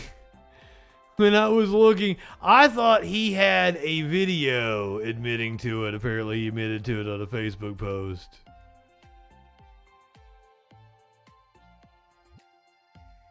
There was a local newsman did a news hit that cracked me up over this. You got to see this. I like this guy. I might even ask him to come on and be a special guest host on the Friday Night Freak Show. Hello, folks. I'm Sean Allen. Coming up on your news feed, you ever wonder how to get stabbed and then go to jail after actually getting stabbed? We'll tell you all about that. And a man is accused of running up a hellacious electric bill on somebody else's tab in order to mine Bitcoin. And over in Grundy, Virginia, not Kentucky, a man has been videoed munching. Get it! Google that. Google that. And officials say that it is a crime because somebody's going to get charged with something and probably test positive for something too. So see, it is news. All those stories and more coming up on your news feed each and every Friday at 6 p.m. or just watch it anytime you damn well please by downloading the free Mountaintop TV app, available on your Roku, iPhone, and Apple TV. And a recent study says that people who actually watch the show on a consistent basis are way more likely to get than if you were at Pump 7 over in Grundy, Virginia at the Double Quick. I like him. That was a good little news teaser there. On par with the kind of shit I do over here on the Troll Patrol. Fuck. Let's find out about the Peach Bowl girl. I have no clue what this shit is about. Fox News has been Spamming my goddamn feed with the Peach Bowl girl. I don't know what she did. I go to Xavier University, and I'm the Peach Bowl girl. So during those 3 seconds that I was aired on TV, I was very anxious for what was about to happen next, because that was going to dictate the result of the game and who would go to the national championship. And I was just praying to God that we would make the kick in that moment. At first, they were a little bit confused, but my family reactions now is she a why meme? not have like some fun with this? This could be a good opportunity, and just enjoy it. This new viral fame it's been fun. I was in shock the past couple of days because I didn't think 3 seconds on TV would put me in this kind of position, but I'm finding that I could use this as an opportunity, and it's very exciting. I would love to be able to do some good out of this, whether that's promoting brands that align with what I like or promoting women in sports. I bet you don't promote those woke brands, do you? Up yours, woke moralists. We'll see who cancels who. This year at Xavier, it's the first team ever. It's the inaugural season for the women's lacrosse team. So being in a STEM major, I just believe that promoting women in sports and telling others that you can do any major you want and it is possible, and showing them like what a day in my life is as a college athlete, or like what we go through and stuff like that. I think that would be a really good like platform for some Fox News though, women or younger girls to see that. I like that she's focusing on women's sports and shit. Good on her. And she's a STEM major. I guess she was just on TV for a few seconds. That's all it was. I thought she might have done something funny. I'm a little let down. She was just there. She had pretty eyes. That's all it was. Goddamn.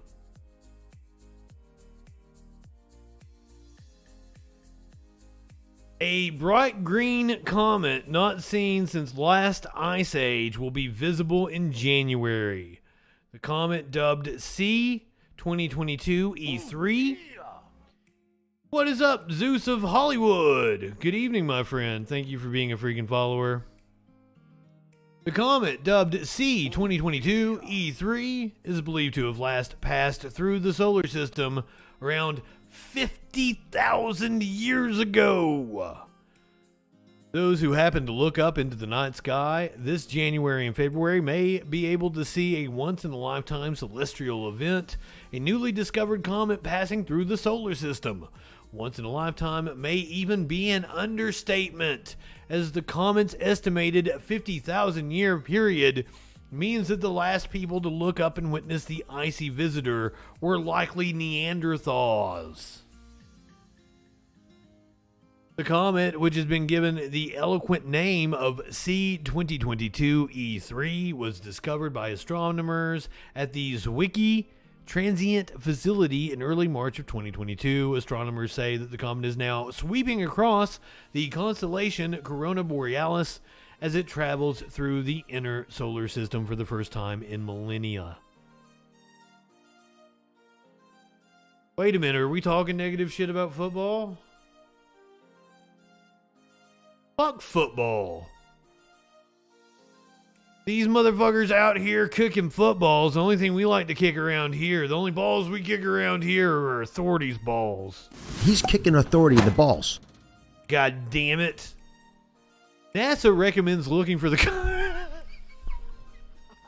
NASA recommends looking for the comet in early mornings when the moon is dim in the sky. While they say the comet will be best seen through a telescope or binoculars, it may even become bright enough to view with the naked eye. What do I need help with? Do I need help kicking authority in the balls? He's kicking authority in the balls. Motherfuckers. Come on, Lord Locke. Cancel me, bitch. Up yours, woke moralists. We'll see who cancels who. So the comet will reach its closest point in about 4 days. Start looking for it next week. Oh, that's its closest point to the sun on January the 12th. Will reportedly pass the closest to Earth on February the 1st. According to NASA's Jet Propulsion Laboratory, the comet has a period of around 50,000 years. Meaning the last time the comet was this close to Earth was during the Upper Paleolithic period, often considered the end of the last ice age. Who cancels whom?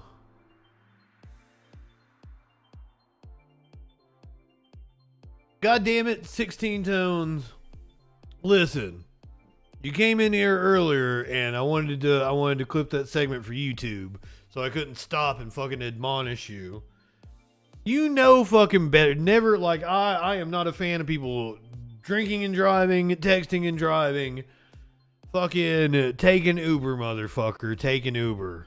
I know your car drives itself, but god damn it, I'm disappointed in you. Blue corn shit. What the fuck are you talking about? Yes, weeding and driving is okay. That is absolutely okay. If you are comfortable driving high, and you have driven not on LSD, not on LSD, do not drive on LSD. I did do that once, but I live like 0.4 miles, 0.5 miles from a gas station, and I dropped some acid one time, and I was like, God damn, I'd really like a cigar. And this is when I'm coming up. I'm like, I think I'm good enough to where I could drive. So it's like 7 or 8 o'clock on like a Friday or a Saturday evening or something. And I drive over to the gas station. And they all knew me there, right? I was in there all the fucking time because it's fucking 0.4 miles from my apartment. And I get to the gas station and I realize how much the acid had kicked in, and I lay down in my seat. I'm just giggling my ass off. Just giggling away, man.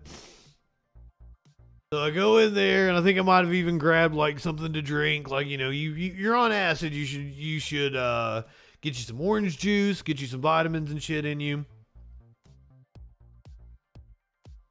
I'll probably grab some orange juice or some fruit juice or some shit. And then I go up and the lady that's working is normally on day shift. And she takes one look at me and she's like, I swear, you guys coming in here during the night?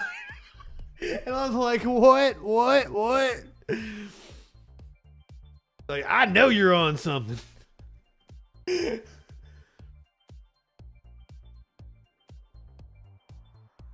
You ain't never gonna get sit on now, Tones. Look at yourself. And I know you're disappointed in that one.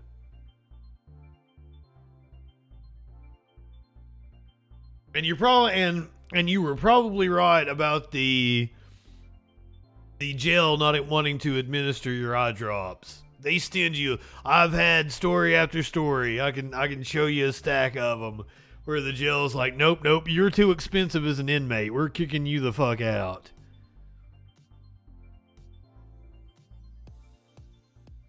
There are people that have even like gotten sent to jail just for to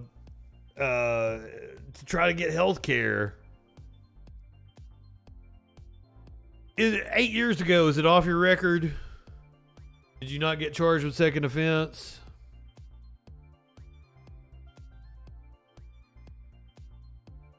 Usually 7 years is when shit's off your record. But I think that may vary from state to state. For 7 years might be your your fucking credit score. Shit's off your credit in 7 years or some shit. I don't know. I can't do math. But then you take my 75% chance of winning and then add 66 and 2/3%. I got 141 and 2/3 chance of winning.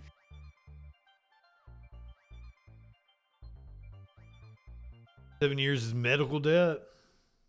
I didn't know you could discharge that shit.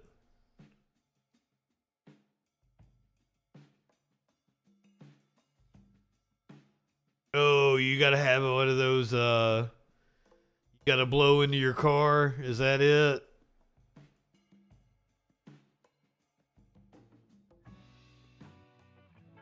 That's no fun. Are you okay, Tones? You seem like you're going through sort of a depressive episode. I'm worried about you, my friend.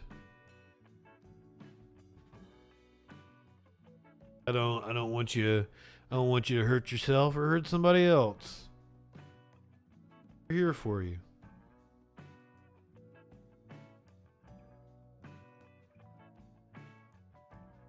All right. I know I'm kind of hard to get up with, cuz like I feel like I'm constantly fucking rushing to get shit done. But I'm just a message away. You know how to get up with me.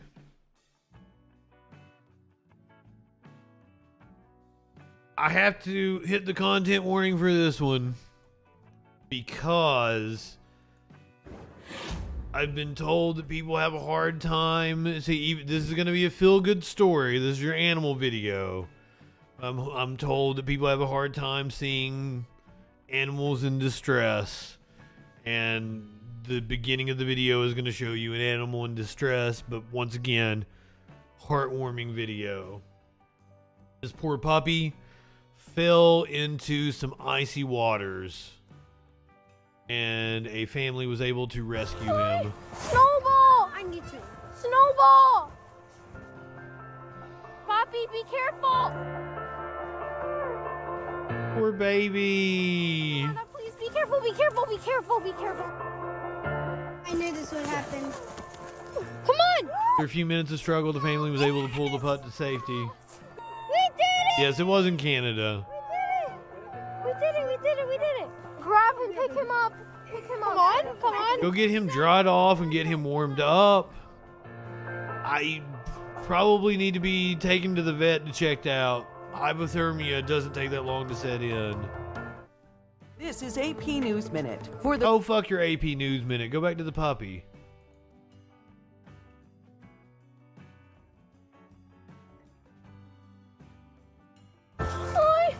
And Snowball. Snowball's its name. Like Beauport, Canada?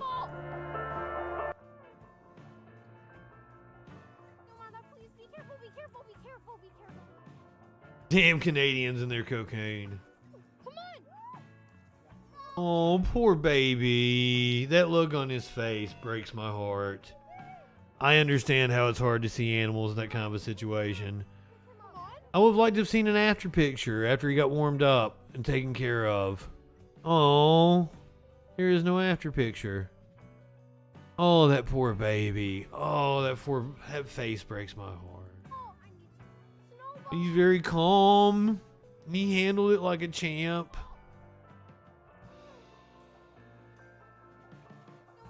Give that baby all the treats. Whatever he wants.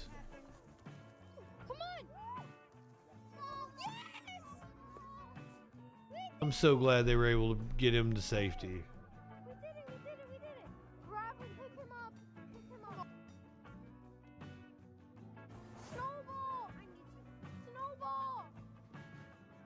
Can't believe his name was Snowball. Alright, if you're watching on Twitch, you are heading over to Echoplex Media. Producer Dave is going to take real good care of you. Tomorrow night is the opening of Congress. We might check in with them.